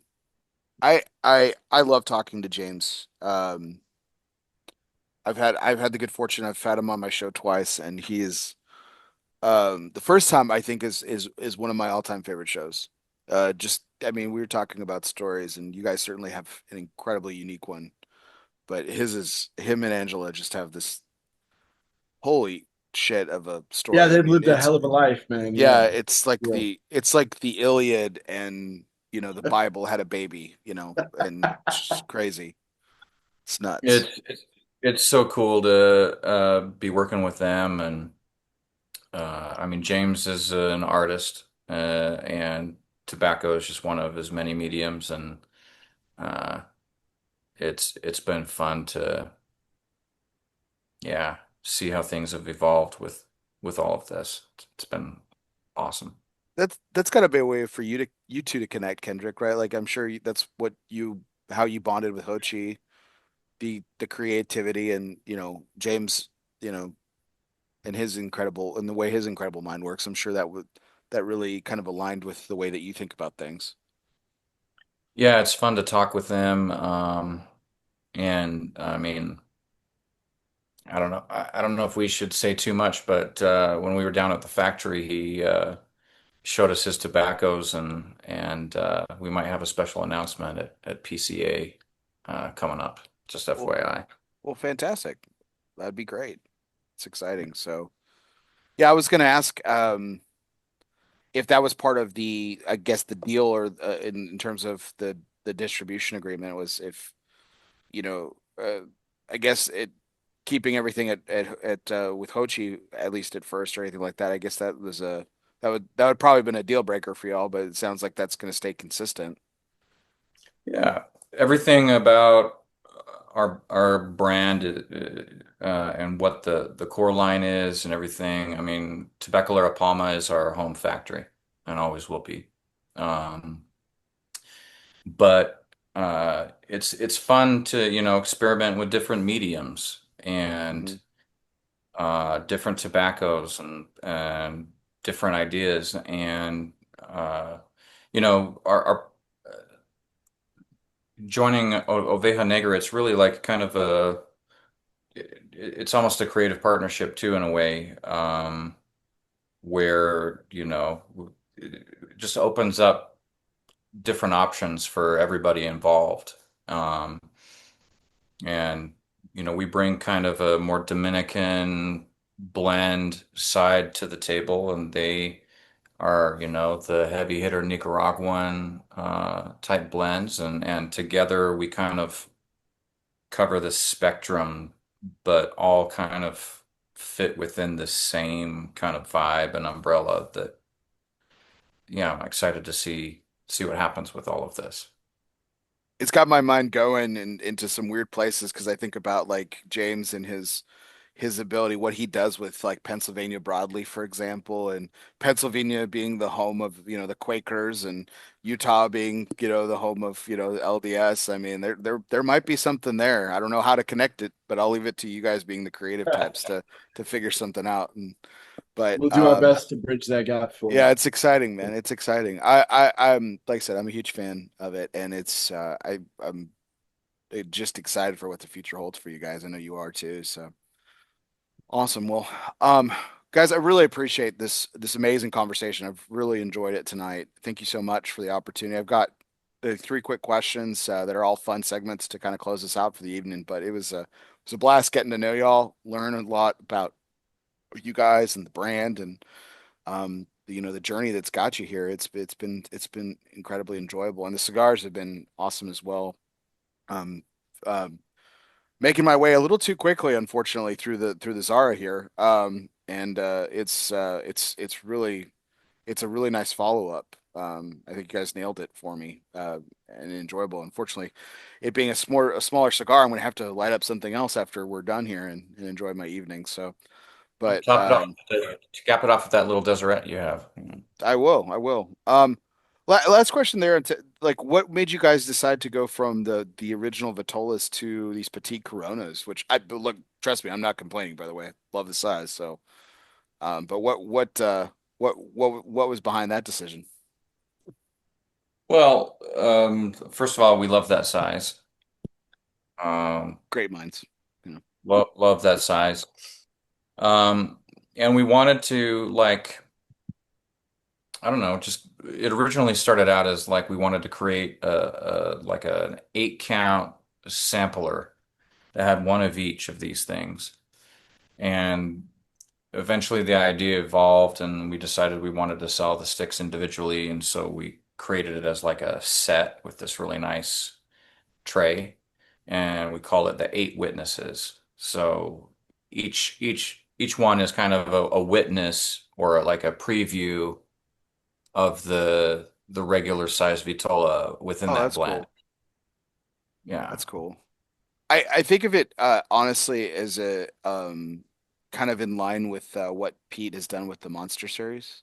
Yeah, these Hmm. different variations of Vitolas of of the original blends, because like those are all one Vitola too, the original Monster series and everything. And then he has like the Yeah. chubbies and the skinnies and stuff like that, and that obviously it's done well for him. And like I said, I love this size, so it's gonna be fantastic to kind of go through this and everything. But now I'm like I have to go through and smoke the originals now too. So you guys got me hooked. So that was great. Well done. As far as that's concerned. But Let's wrap up the evening with these questions, gentlemen. So our next segment is brought to you by Asylum Cigars. Refuge is more than just a physical place; it could be a state of mind. Some of life's greatest reflection can be found in our own personal asylum. Moments like these were made for Asylum Cigars. So light up an asylum and choose your refuge. Gentlemen, this segment is about, you've probably had several over the course of your careers in life in smoking cigars, not necessarily related to apostate, or it could be. But it's, with cigars being so community based, we're always around people. We're smoking with people. We're smoking tonight together, right? But every so often we get to enjoy a cigar just by our lonesome. That's how Brandon started. He would take his cigars home and he would enjoy them himself. What's a moment that you can remember? It doesn't have to be a favorite or anything, but what's a moment that you can remember where it was just you and the cigar? Maybe it was about a moment, maybe it was a celebration, maybe it was something else entirely. Tell us about the moment a little bit, and if you can remember, tell us what you're smoking. One memorable smoke that I had was I had been in the cigar business at this point, like maybe, I don't know, a year or so. And I was, still in the learning and exploring phase. I mean, I still am, that never stops, but I was really intense into it at the time. Uh, and I was smoking all kinds of cigars that I had samples for, and I just grabbed some random thing that I'd never heard of out of my sample box and took it out and sat in the hot tub, lit it up, and smoked it.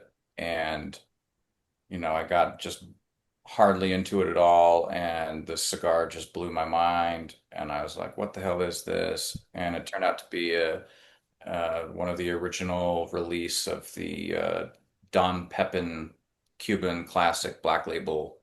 Oh, such a good cigar. Holy cow. It's a hidden Um, gem. 1976. Hell yeah. and it blew my mind. And I was just all by myself. I'd never even heard of Don Pepin at the time. Um, and so I was still very much a newbie in the cigar world, and that cigar just really, really caught my attention, and I just sat there and enjoyed it, and a very memorable smoke, you know. Mine Awesome. was similar. It was about a year, maybe year and a half into smoking cigars regularly, because I had done my smoking journey kind of in tandem, like I said, with a bunch of podcasts and online forums and stuff like that. And you go out and you smoke what they're talking about, or you read a review, you read an article, and you want to see what they're tasting. And I there was a day where I went to one of Kendrick's competitors, and I bought two of the same cigar. It was the Aroma de Cuba Mi Amor. Oh, It had yeah. it had just gotten, I didn't know, but it had just gotten, number 10 or something on the top 25 list. Um, I went out and I bought a couple of those, and my wife and the kids were all gone, and I sat on my back deck. I had a little fire in the little fire pit, and I had a glass of wine. I had just had some good food. I think I had a steak that night, and I had my little speaker out there. I was listening to some jazz. Sun was setting, and it was the first time that a cigar like opened up and showed me what it was all about. It was a cigar that was, I could taste the nuance. I could taste the notes that everyone kept talking about that I was struggling to figure out on my own. It was my first like real personal, oh, I taste this and I taste that. And, as soon as my wife got home, I bored her with, my review of like, you're not going to believe the night I just had while you were gone.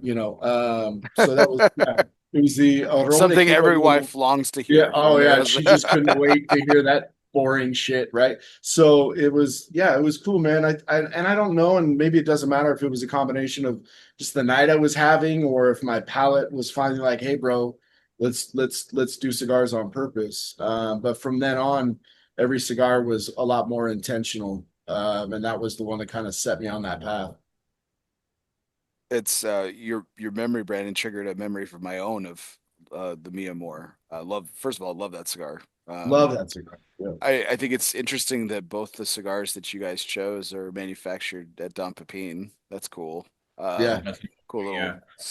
cool little connection there too. But um, I remember I had got this CDs. I know it's a forgotten memory now, but I got this beautiful CD collection of Thelonious Monk, which I'm sure uh, Kendrick's got some thoughts on being the piano guy. And I remember listening to that album for the first time and lighting up a Mia Moore. So that's Nice. ironic. So that's an interesting connection there. That's cool. Um, awesome, beautiful. Well, that leads us to our next segment, which is our Everybody Eats segment. It's brought to you by Postani Cigars. If you always make sure that your servant's towel is bigger than your appetite, everybody will always get theirs. Postani Cigars is more than great cigars. Made by cool people, they embody an attitude of gratitude and grit. Postania, everybody eats. So I have a series of questions in this. I usually just pick one for our guests, and so I'll choose this one. I think it'll be interesting. What is a food? What actually describe the best experience you have with eating with other people? The best experience eating with other people. Yeah, Talking about like the actual meal, the food itself. yeah. I'm sure the company had something to do with it, but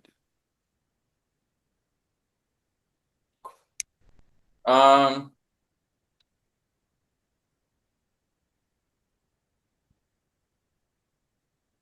Probably Edge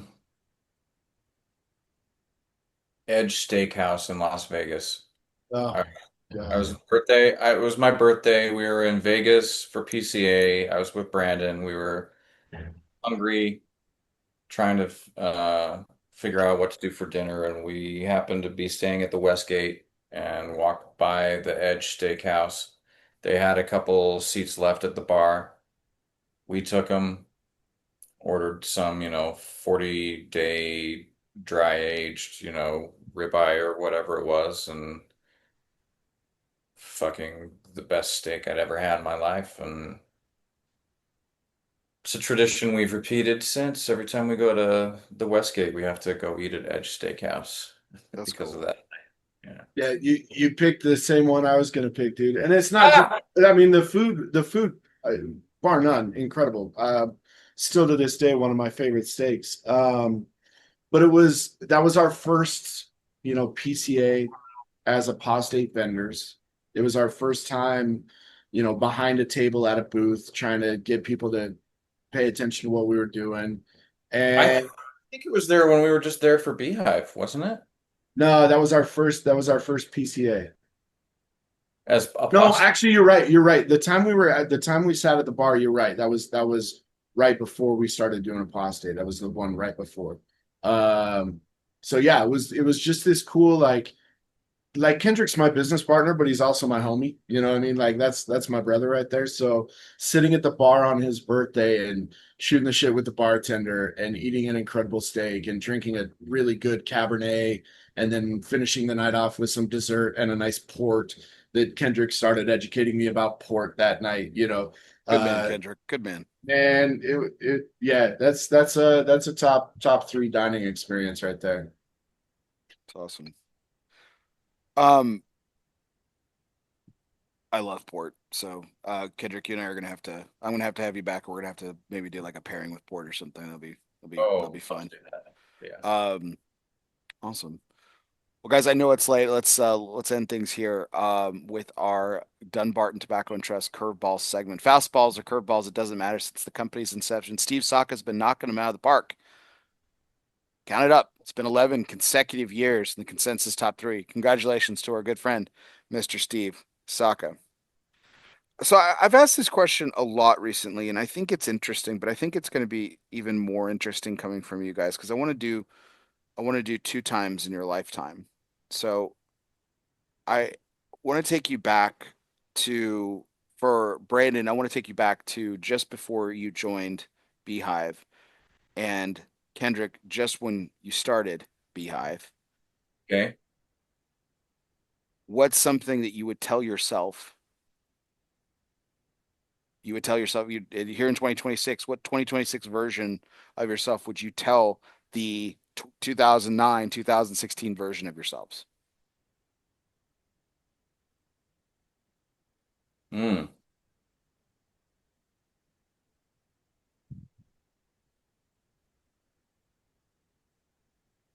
I would tell him to just trust in the thing more, you know? I feel like I was a little shy at first about the whole thing in some way. Like, I think I was shy because I didn't know very much about cigars when I first started. You know, I was basically a newbie. And here I am trying to run a cigar shop. So I had a certain degree of, I think, insecurity about that. And I think I would just be encouraging, you know, like, yeah, just keep learning and you know, maybe having a little extra confidence in the beginning maybe would have paid off somehow. But for the most part, I'm pretty happy with how things have gone. So, Yeah, I feel the same way. I'm pretty content with where things ended up. I would say probably I would tell myself to trust the process and trust Kendrick. It didn't take long for that trust to be worth placing in Kendrick, but I was definitely I'm not sure what I'm getting myself into. This because I came from corporate gigs and customer service and management jobs and shit like that. And so getting into the tobacco world, a really fast way to ruin something you love is to try to do it professionally, right? So I think I would have told myself to be a little more relaxed and trusting in the process and to be authentic more quickly, be yourself. I spent a lot of time trying to figure out, how myself to be in that world. So I would have told myself, hey, it's okay. Just do you, man. Just trust the process, trust Kendrick, have fun. Well, Kendrick, something you said earlier in tonight kind of stuck out to me, considering, you know, again, my understanding of where, as I mentioned, Beehive kind of the name kind of and reputation preceded itself. And that was your goal all along was to make it the destination for cigar smokers in Utah. And I mean, I know you're not content or complacent. Both of y'all don't strike me that way, but I mean, you've achieved it in a lot of ways. I mean, that's gotta feel good. it's kind of surreal because like I mean I had that in my mind as something that like this is the point in the future that I need to be like kind of working towards. Um, but it was never like something that I fixated on. I used it more as like a kind of a guiding post to go back to when I'm making a decision, you know, like, you know, I can't do everything right now, but what can I do to make this a little bit better than it was in some way? What can I do to offer my customer a better experience in some way?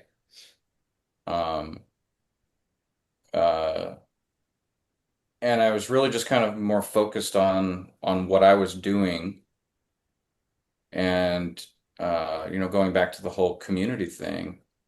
As soon as I realized what an important part of the cigar world, you know, the community aspect of it is, um, that that became more my focus. Like, look, it's not about me being better than anyone else. It's not about me, you know, competing with anybody, whether it's online or down the street. It's about, you know, just how can I make this a little better than it used to be in some way, and making those little changes and, you know, following that kind of course of action over the years has landed me here. So, And I think it's spilled into Apostate too, man. It really has. I think every step you took to get Beehive to what it is today is the same philosophy we're applying to Apostate. How can you take care of the brand right now so that in 5 years it's a little better. And I think those everyday decisions matter. We're not thinking about what other people are making in their cigars and what they're doing.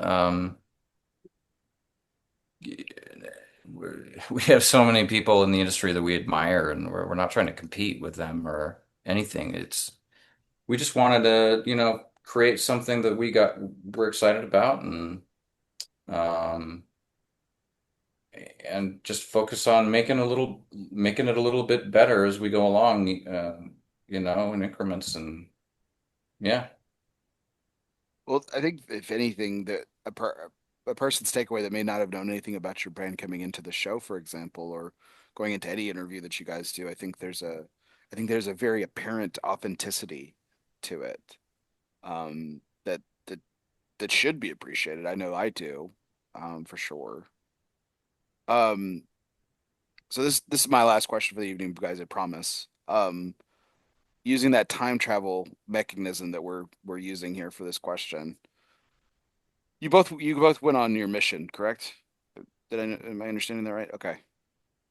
What would you say to that kid who just got back from their mission that wouldn't necessarily rock their world potentially, but would be what you would feel is sound or sage advice? And I would sit down with that kid and tell him that some of the hardest days of his life are on the horizon, and that no matter how hard or how shitty it might look while you're staring it in the face, you're going to come out of the other side of it a better person, and don't shy away from it. Right, and going for it, right? Like telling the younger version of himself, "Hey, man, life's gonna Just suck do it. here. Just do Life's it." going to suck. There's a couple things coming up that are really going to be terrible, but you're going to be okay. That's yeah. Yeah, I think we all would tell our younger selves that. I think that's great. But what about you, Kendrick? Yeah, I would. I mean, I would encourage him to. I would tell him, first of all, that his life's not going to turn out any way that he imagines it's going to turn out. So, so Buckle up. I would tell him to not be afraid to, take risks and explore the world, um, uh, and just tell him to keep on keeping on, I guess. Yeah. Awesome. Well, gentlemen, I know I've kept you guys late. I really appreciate the time. This was wonderful. This was absolutely wonderful. I'm looking forward to seeing you guys here in a couple weeks, down in New Orleans, and seeing you part of the one of my favorite booths to cover, the Oveja Negra Brands booth, and I see you guys there telling your story, to a lot of very fortunate future retailers. So, um, looking forward to some more conversations. Hopefully, you'll accept another invitation back to the show. I'd love to get even deeper with this, but it's been Anytime, fantastic. anytime. Yeah, man. Yeah, it's been good to have a conversation about real shit. Yeah, it's good. It's been great. That's the new tagline for ELOSOFUMARTAKES, the real shit. I'm gonna steal that from you, Kendrick. That's good. I like it. There's your We're new gonna t-shirt. There you go. there it is. Yeah. Ooh, t-shirt, even better. God, see, need to have more guys like you on the show. Give me some vision. Give me some vision and direction. Here we go. I'm gonna cough a little bit, and then I'm gonna end the show. All right, there we go. Thank you to our audience for staying up late with us as always. Thanks to our guests, for staying on with us late so as well too. Be sure you keep those likes, shares, and comments. Keep them coming on our Facebook feed. Also, check out our YouTube channel whenever you are on YouTube, and don't forget to hit the little bell in the right hand corner. That way, you get the alert whenever the new show posts up, and you get to see a replay of our live broadcast from nearly every Sunday night at 9:30 Central, 10:30 Eastern. Our video broadcast is always courtesy of our good friend Nick Melillo at Foundation Cigar Company. Nick Melillo began his career in the cigar industry at the age of 18, working in a cigar shop, the Calabash shop in his home state of Connecticut. He went on to work for a well-known cigar company, Drew Estate. You might have heard of it, where he developed some of the most popular blends. In 2015, he started Foundation Cigar Company to create unique and flavorful cigars that would appeal from everyone from the novice to the most experienced smoker. If you are tuning into us later, wherever you listen to podcasts, whether that be on Apple Podcasts, Spotify, Google Play, Podbean, or wherever you listen to podcasts, be sure you download, subscribe, and review. Our audio broadcast is always courtesy of our friends at Gran Habano Cigars. Honest, compassionate, great cigars. Be sure you download, subscribe, and review today. And I do mean review. And now listen, I take positive reviews. I take negative reviews. We love the 5-star reviews, don't get us wrong, but the 1-star reviews always make us better, provided that you leave some feedback, okay? To the guy who told me that my audio levels are terrible, we've made some improvements. Hopefully you're still tuning in, and hopefully you can hear us. But to the one guy who gave me a 1-star review and left it blank, because I tell you every week, fuck you, I've got nothing for you. It's not like you're listening anymore anyway. All right? So, do appreciate y'all anyway. As I said before, our audio broadcast is always a courtesy of our good friends at Gran Habano Cigars. As always, I'm your host, Barry Duplessis, live. This was our 359th take, live from the Alec Bradley Lone Star studio of Azle, Texas. He's Kendrick. He's Brandon. They are Apostate Cigars. Guess what, everybody? We'll see you next time. Thank you.